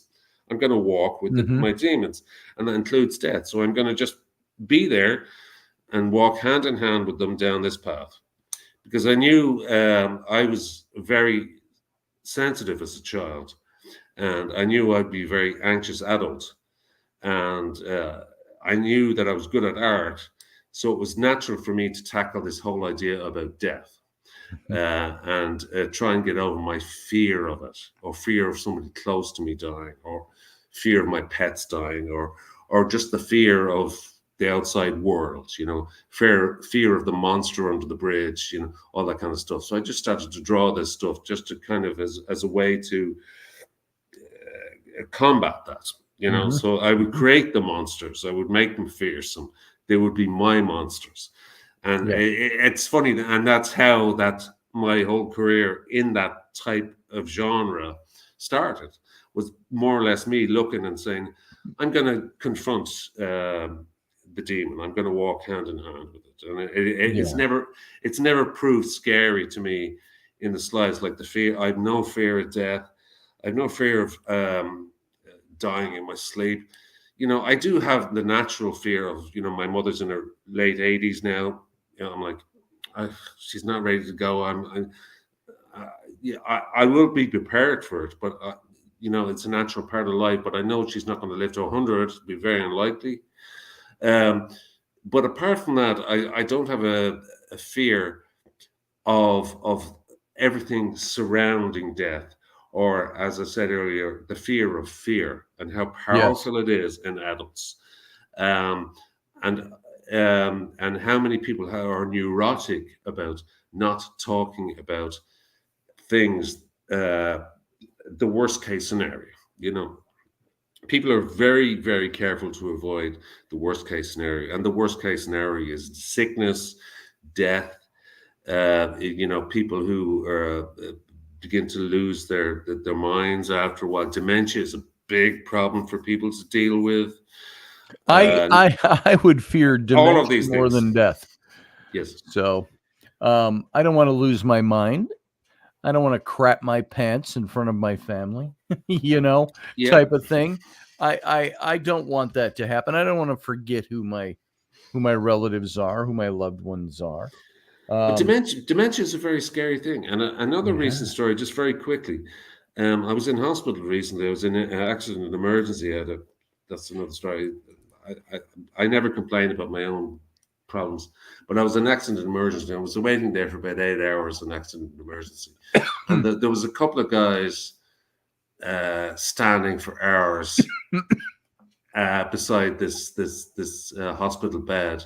And the place was packed, typical accident A&E. people coming and going, doctors, nurses, lots of noise, all this kind of stuff. And it was their mother. And she had caught some flu-like symptoms, and the nursing home she was staying in, they thought it might be COVID or something related, so they sent her to the A&E, and they called her sons. And these sons were in their 40s and 50s. Sure. And they really didn't know how to deal with her. And I remember talking to them at one stage, and she says, "Oh, she has dementia. She doesn't know who we are. She doesn't know anything." It's like, I wish, one of her sons actually said, I just wish she died, to be honest with you. It's ridiculous at this stage. Yeah. She's no quality of life. And he said to me, it's costing us a fortune, which I thought was very straight talking, you know. Yeah. It's costing them 25 or 30 grand a year to keep her alive, and she doesn't know who anybody is. So that all of this stuff we're after talking about now is kind of comes from the same source. You know, it's that fear of confronting death, or confronting encroaching death, or how do we deal with these things, and how do we teach our children? I don't know. I think it really depends on the child. But I as I said to you, I know a lot of adults that are so terrified of death, it's the ultimate taboo, you know, and anything related to death or sickness or illness or anything outside the norm, you know. If somebody has a nervous breakdown, or if somebody has, I would even go so far as if somebody has an addiction problem, you know, it's like, wow, this person is it's almost like they're mentally deficient in some way, and we can't deal with that. So I think, as on a societal level, the whole idea of reading stories to our kids is kind of gone now, because it's everyone is anxious. You know, everyone is anxious about the world, about themselves, about So I think it is a good thing to teach children about death. I think it's going to be very difficult. It'd be interesting to see in future generations how they deal with this.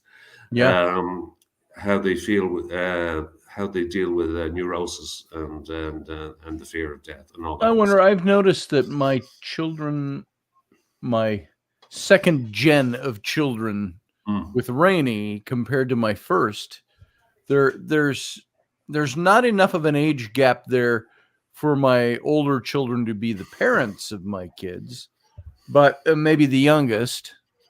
But because my oldest are 32, my youngest is 9, and then everybody ranging in between. So, but they have said they noticed that generation gap, that difference from the way kids are now to even how they were when they were growing up 15 and 20 years ago. And they didn't have the internet like we have now. We had the internet, of course, but they didn't have all the things kids have access to now. My kids now, they deal with things in a very different way than my older kids, because they have different stimuli, different things, places where they pick things up. I kind of grieve a little bit the fact that I'm not the one teaching them those things, because they've already picked it up. If I go to teach them something, they've already picked it up through some sarcastic bint on the internet. And, and it's like, well, damn it. And, you can't outlaw it. You got to work with it. You got to work with it. And it's a completely different scenario. Even if you look at people in their 20s, people who are, especially girls who are like, super glued to their smartphones 24 hours a day.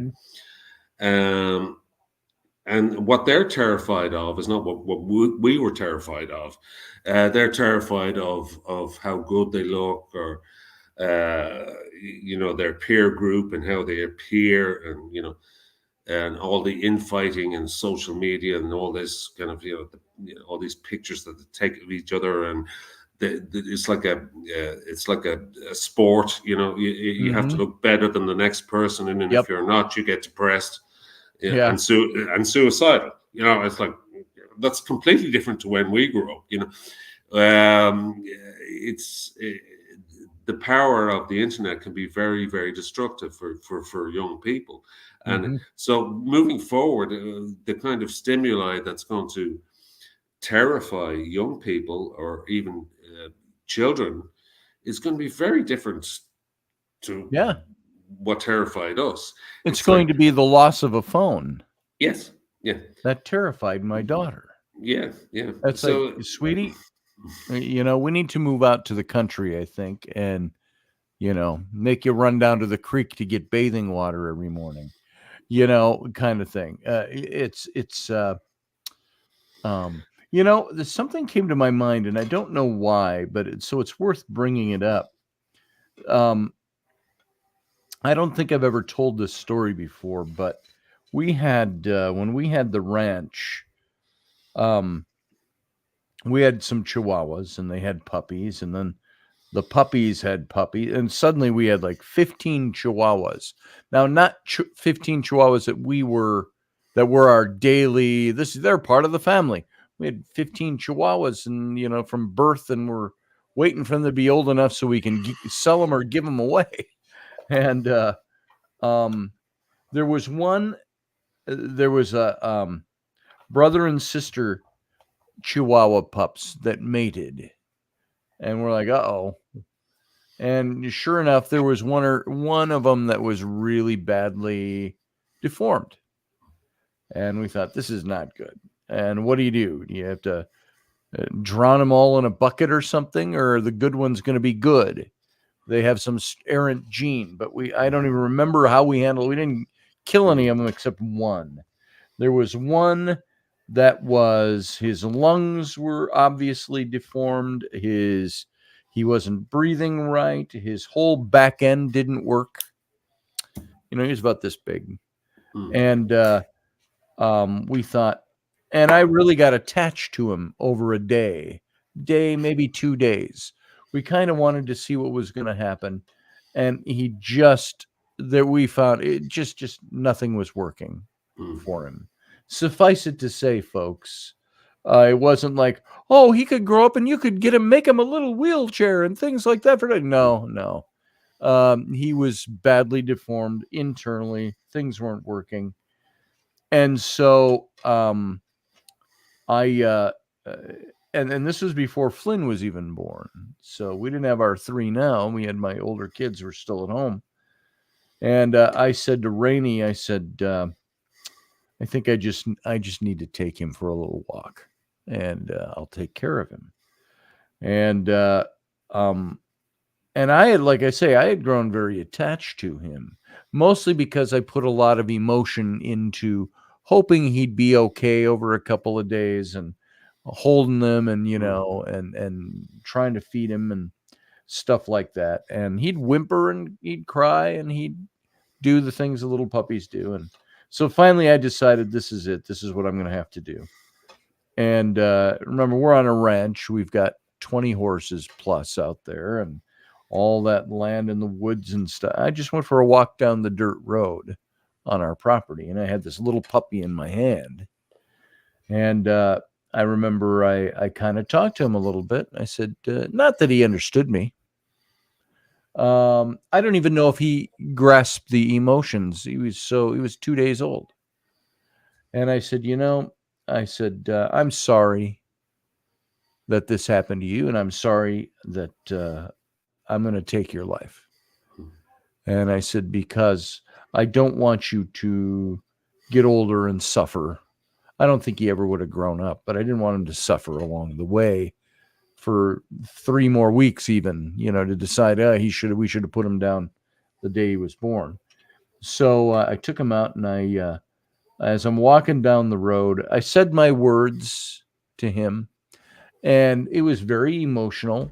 And I thought, why am I so emotional about this little newborn puppy that fits in the palm of my hand?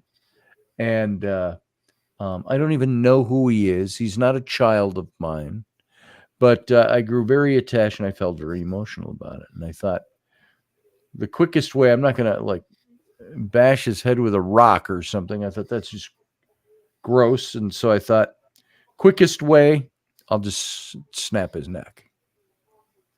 And so as I'm walking down the dirt road, I had him in my hand, and I just went, and it didn't work the first time. He yelped. I Yeah. thought, oh, fuck, was my response. And I started to cry, and then I just did it again, and he was gone. And I thought, here I'm trying to make this quick end. I'm like, I'm not going to drown him in a bucket. What a cruel way to go. I'm not going to tie him up in a plastic bag and let him suffocate. I thought, I'll break his neck, he'll be gone. And it took me 2 tries. It's very brave of you to tell that story, Scotty, because that's a very powerful thing. We all have these visions that we could do something like this, but to Yeah, actually do that is very difficult. it Even to was tough. and we have this idea that we can just snap its neck and it'd be very quick, or we can throw it in a river, and Yeah, but I don't have but to worry about him now. but you have to live in a way with the repercussions of doing something like that. I would have taken the coward's way out in your case. I wouldn't have done it myself. I would have rang a local vet and said, "Listen, Sure. would you put this animal down for me?" Sure.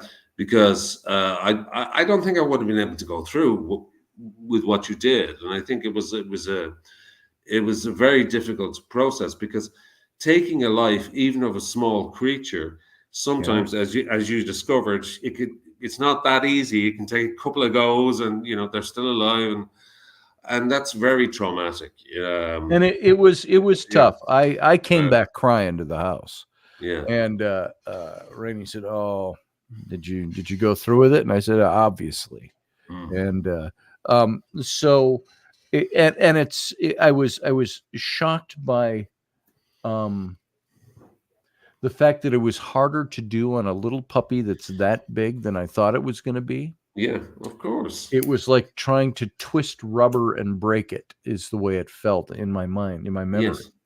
Yeah. And you could feel the bone in there, but at the same time, it was like, this is not just like a dry, dead twig that just goes snap. And which is, I must have been what I was expecting. And then I felt bad that it cried. I felt bad that it was that I had to do it. But I thought, I'm not going to have anybody else do it. I'm going to do it. And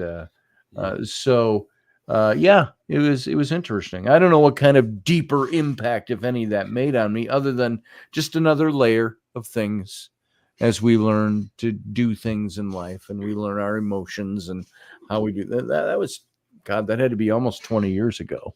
Yeah, no, it is. I can totally relate, Scotty, because I'll be quite honest and said I don't think I would have had the courage to do that myself, simply because I would have been just. It's just. I mean, it's one thing saying it, this puppy is in pain, this puppy is obviously deformed. It should be, I'll take it out in the woods and take care of it or whatever. But the actual reality of that is something entirely different, when you're there and this little thing is looking up at you or looking down or whatever it is. His eyes weren't open yet, so I didn't have to look him in the eye. And then we have this idea of that, it's going to be very quick, Sure. And as you said, snapping a neck is not as easy as maybe we're led to believe. Right. Even with the most fragile of creatures. Exactly. So yeah, I mean, it was a very brave thing to do, and a very sad thing to experience. And most of us don't have to go through that. And like, I grew up in a large family that had dogs and cats everywhere. And when the time came for something to be done, or they got sick, or they got killed or run over, it was not something that I ever envisioned myself doing. It's like the story of, I was telling you about the guinea pigs. Yep. It's like, rather than deal with death, you just buy another guinea pig. That was my kind of, taking a life of any creature or explaining where it's gone is very difficult. Now, I was never, I don't have any problem with it. I'm not an advocate for or against it, But hunting, I was never a hunter because I never liked the idea of killing something. Not that I wouldn't do it indiscriminately. If I killed an animal, I envision myself being more like, the way you believe in like Native American, the spiritualism they have. And it's like, I'm sorry I killed you, but thank you for the meat, to thank you for providing for my family. And I'm sorry I had to take your life. Forgive me, they asked. Forgive me for taking your life. And we didn't need to do that. I didn't need to hunt for food for my family. And I went hunting one time in my life, and I didn't like it. I've gone Again, fishing. it's not natural for most people. Yeah, I didn't kill anything. I didn't shoot anything that time. I would have if I'd had the opportunity. I probably would have shot a deer, but I never had the opportunity. And I don't fault anybody who does. That's their No. thing, and I got no problem with it. Neither do I. And so- I have a very good friend from Tennessee who I speak to regularly, who is both an ex-Marine and a hunter. And he said, "You've never killed an animal." That's of course not. I wouldn't kill anything. And he says, you do it once, and it's a horrible experience because you come across the animal, you shoot it, and then you have to see it shaking in its dying throes, and it's fouling itself, and it's kind of looking at you with these eyes, and it's kind of foaming at the mouth, and it's not very pleasant. It's not, it's not like you see in the movies. You just shoot it and it goes down. Right. And that's it. Right. It's a horrible thing, and kicking its legs. Like I've said, I always wanted to have a bear rug in front of my fireplace, but I don't want to go kill a bear so I can have his skin and his fur for a rug. I'll go buy one in a store maybe, but yeah. But that's it. Everything we've talked about in the last little while is kind of all related to this idea of horror stories and scary stories, because they all involve this kind of thing. That's right. To one degree or another. Except we're kind of one step removed from it. Not to be so utterly self-serving, but in my book, The Sword in the Clay, I've got a scene in here. Remember, it jumps back and forth between World War I and Caesar's Gallic Wars. And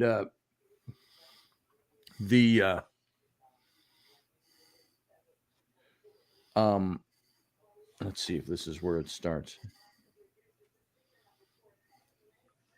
Yeah. It jumps a little back and forth between the two. But there's this scene in the book. It's actually where the cover picture comes into play in this scene. And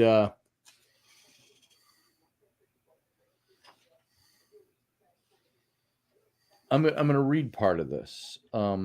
They're in a battle. They're at the Battle of Samara Briva. And I've taken this fictional character here, Marius Abruzzo. And, I'm gonna let you read, and I'm just gonna disappear to the bathroom. Go ahead. So now's the perfect time. So you read away. Okay. I'll be back in a second. And folks, this is deep into the book. It's not a very long book, but they're talking about the battle. They're in this battle against the Gauls. And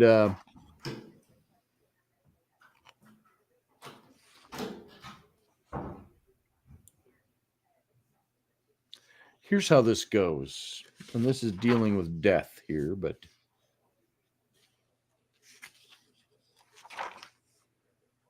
it's a big long section. So let me cut it a little short here. It's talking about the battle. Marius and his brother and the Roman soldiers are all in a fort on the River Somme. And life inside the Roman fort was tightly constrained. Marius and his brothers took shifts sleeping on a single small corner of the ground that was not already taken by other soldiers. Marius's centurion rank certainly could have benefited him in this regard, but he never abused the privilege. Caesar had led the bulk of his forces to the south, leaving the 3 legions to defend the fort. They had quickly deconstructed the sprawling camp before the Gauls arrived and hauled every last soldier and camp follower with all their gear inside the walls of the inner fort. The space was not built to house even 1/3 of the 3 legions present. If Caesar's plan was to work, they needed to seem very small in number compared to the Indutiomarus's 60,000 Gauls. The Gauls surge! On the 5th day, the call rang down from the top of the wall and through the small fort as Indutiomarus led a charge of foot soldiers over and through the Roman defensive ditches and up to the walls of the fort. "Ah, the crescendo begins," said Marius to his brothers, cocking an eyebrow. Over the undulating fields to the west of the fort, thousands of Gallic soldiers marched in ragged formation from the edge of the thick black forest, like molasses slowly pouring into a bowl. The Roman soldiers inside the fort were stationed along the walls, taking up defensive posturing. They didn't want Indutiomarus thinking they were an easy target, but they also had no intention of letting him know just how many men they actually had. They wanted him drawn in for the kill. "Wait until the Gauls exhaust themselves in their battle rage and begin to withdraw themselves from the walls," Marius ordered his brothers and cohort. "That is the moment we charge from the gates and engage, with speed and with formation, so fast that they will not have a moment to reason whether they should fight or run. We will be the savage hordes that has them pissing themselves before they can even think." 1/3 of the centurions and their cohorts were under the command of Marius, while another 1/3 were focused on the southern gate and the rest of the smaller auxiliary gates. The Gauls continued to hurl fiery missiles and debris over the walls, while the gates received a constant barrage of battering. Had there been even the slightest sign of splintering wood, the Gauls would have raised the tempo of their onslaught, but the wood was yet green and the gates held strong. Then, ever so slightly, late in the afternoon, there was the breath of a pause in the battering. The ram again hit hard against the gate, accompanied by the shouts of the Gauls manning it. 2 more hits, then another sliver of a pause. The clamor of the Gallic warriors lessened almost indiscernibly. Without moving a muscle, Marius's eyes met his brother's. With the final hurrah of the encroaching evening, the silent music of Gallic fatigue wafted gently over the walls. "Hear that?" said Marius, whispering. Then, raising his hand in the air to signal the other centurions, he said to Luigius and Cestus, his brothers, "The chorus of siege has softened for the day." "On my signal," bellowed Marius. He commanded, the command echoed throughout the fort, from centurion to centurion, cohort to cohort. A soldier called down to Luigius from the wall to inform him that the Gallic chieftain was atop his warhorse at the center of the horde, 50 paces in front of the fort. "Indutiomarus, 50 paces out the northern gate," Luigius informed Marius. "This is where we take him," said Cestus, spinning his sword and wiping it with his hand.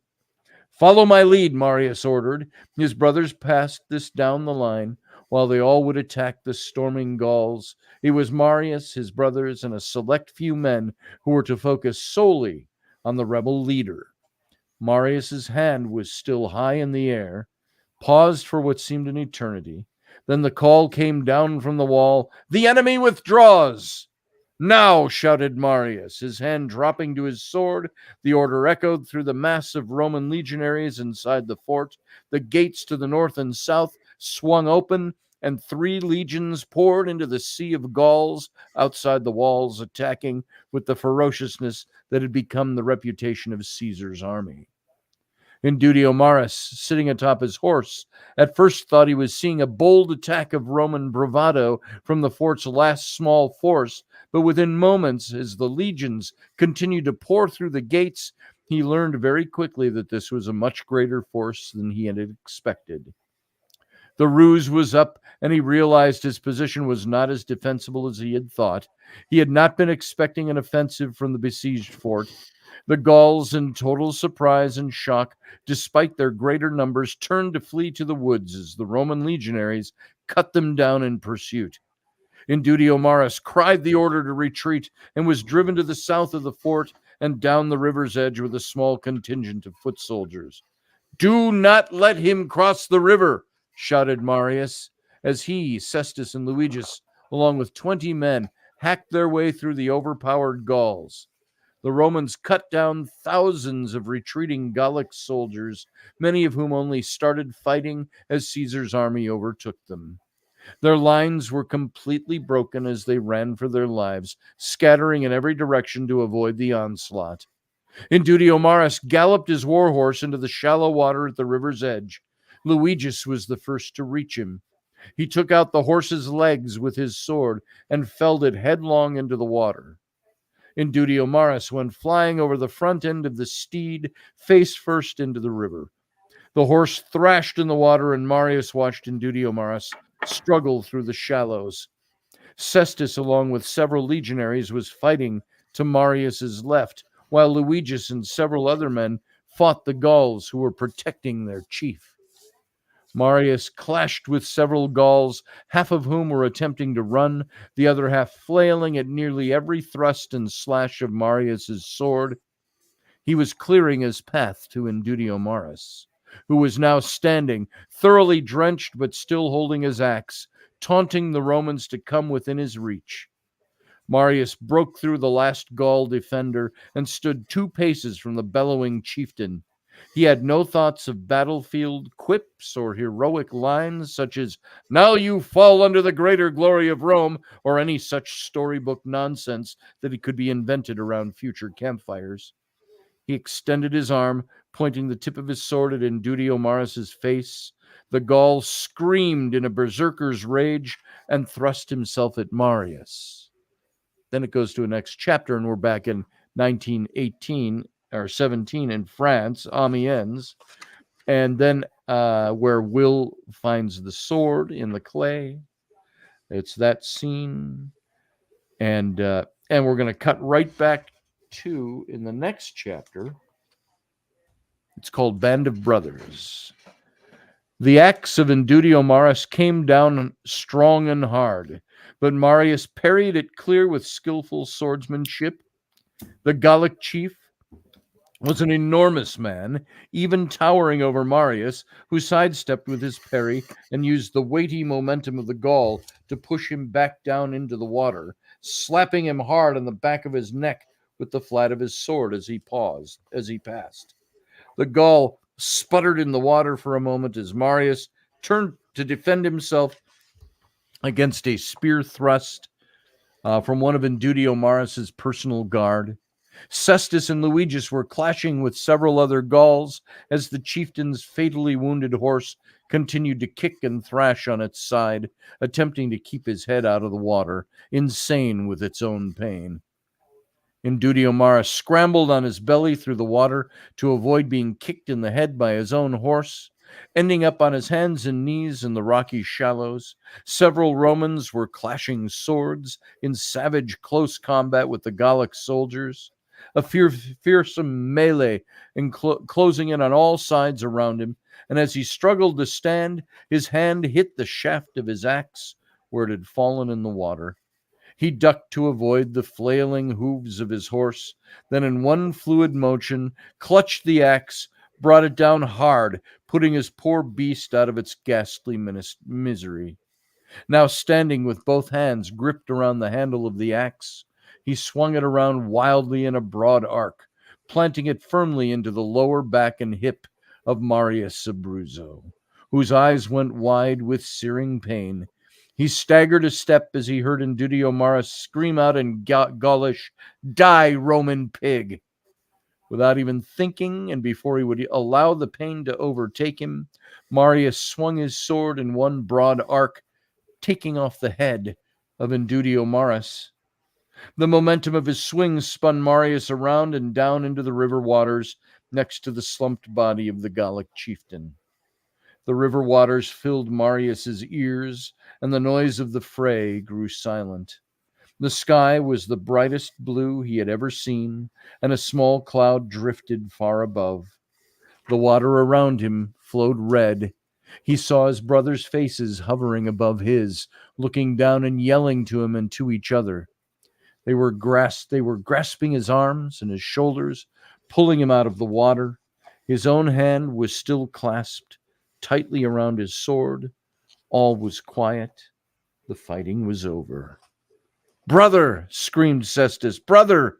whispered Luigius. "Brothers!"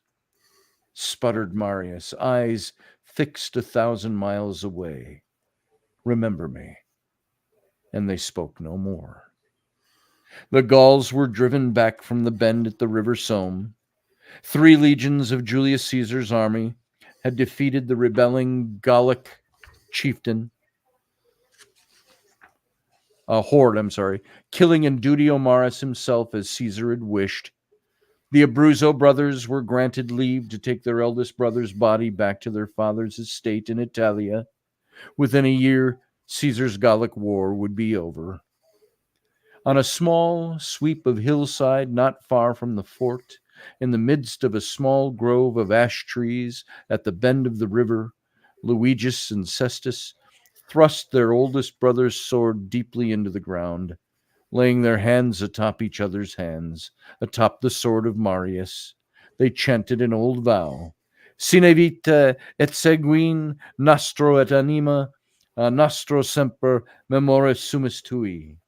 A promise to always remember their brother with their lives, their blood, and their souls. And then it goes into the down chapters, the falling action. But there's the illustration I did for that That's a very fine illustration. Final scene. Scotty. Thank you. That is wonderful illustration. Wow. Thank you. But there's death. Nothing overly deep in that. No, but I think, as far as I remember now, you can correct me if I'm wrong, but the inspiration for that book, The Sword and the Clay, was, I can't remember now, was it Will Bird? A sword in the clay which was actually found? Will Bird, Canadian soldier, part of the Black Watch. They became, they were 42nd Battalion in Canada, but they were bestowed on them the Black Watch after the war, like the British Black Watch. But he was in Amiens, France, and after the bombing of Amiens, they're going through the trenches. It's calm, the battle's won, and he finds the sword in the clay. And it's that sword that's still in the museum in Nova Scotia today. That's right. And I mean, the blade was corroded, but it was fully intact. It was pretty intact, wasn't it? I actually did an illustration of that sword as it looks today in the glass case in Nova Scotia, and it looks like this. And I put a so the lower one is how the sword looked. Yes. And the upper one is, of course, what it would have looked like when it was new. Yes, exactly. It was like it was. And of course, we have no idea whose sword that was. But I made it and this is the final picture in the book, by the way. I made it the sword of Indudio Maris, or I'm sorry, of Marius Abruzzo, and which I've got him pictured there. So that book was a work of fiction which was sparked your imagination about that story about the sword and the clay and what surrounded it and how it got there, etc. You know what it reminds me of? It reminds me of the legend of Joan of Arc, Joan d'Arc.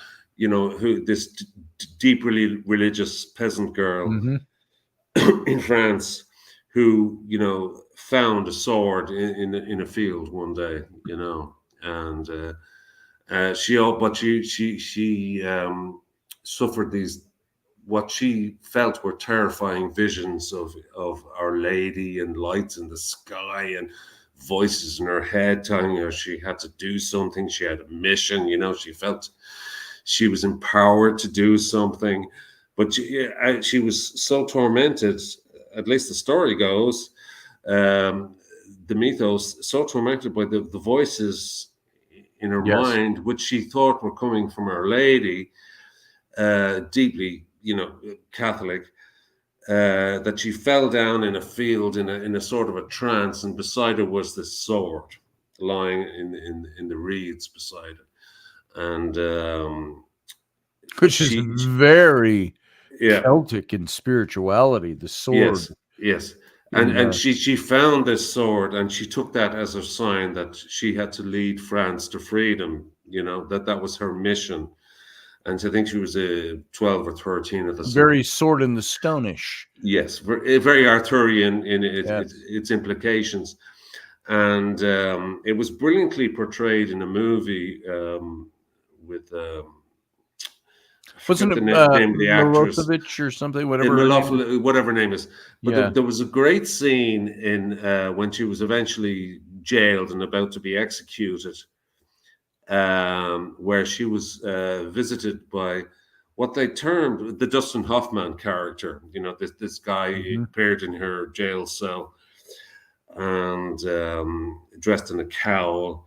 And I always thought he was Satan, because I thought he was, but he's listed in the credits as her conscience, or I think it's her conscience, something like that. Dustin Hoffman, played by Dustin Hoffman, and he says, he wanted her to make a confession, and he wanted her to admit, that it was all false, and it was some kind of deranged idea that she had about this sword that she found. And he said, some of the lines from the movie were, out of all the possible scenarios that you could have found that sword, it could have been a warrior passing by who was leaving a battle and he just decided to throw his sword into the field. It could have been somebody who died there. There could have been, 5 or 6 different reasons why that sword would have been there when she fell, into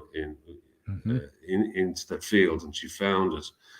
But out of all of these different possibilities, he said, Jean, you chose this one, and with that, it's like this orchestral symphonic music came in, and it's like the sword was taken up into the sky and came down and arrived in a field, and the lights and the angels, and and then she broke into tears. She burst into tears, and she said, out of all these possibilities, he said, you chose that possibility. And in the movie, I think she said, yes, but it was still a possibility. And he didn't answer. He didn't answer, I always took that like as kind of a satanic figure. Yes, but yes. It was listed as her own conscience, kind of, speaking to her about doubting her mission. But the reason I mention it is it's a very similar idea about, the sword that was found and what its history was, and whether any of that is based in reality or not. It's certainly. I think we would never know the thoughts of Joan in the prison cell.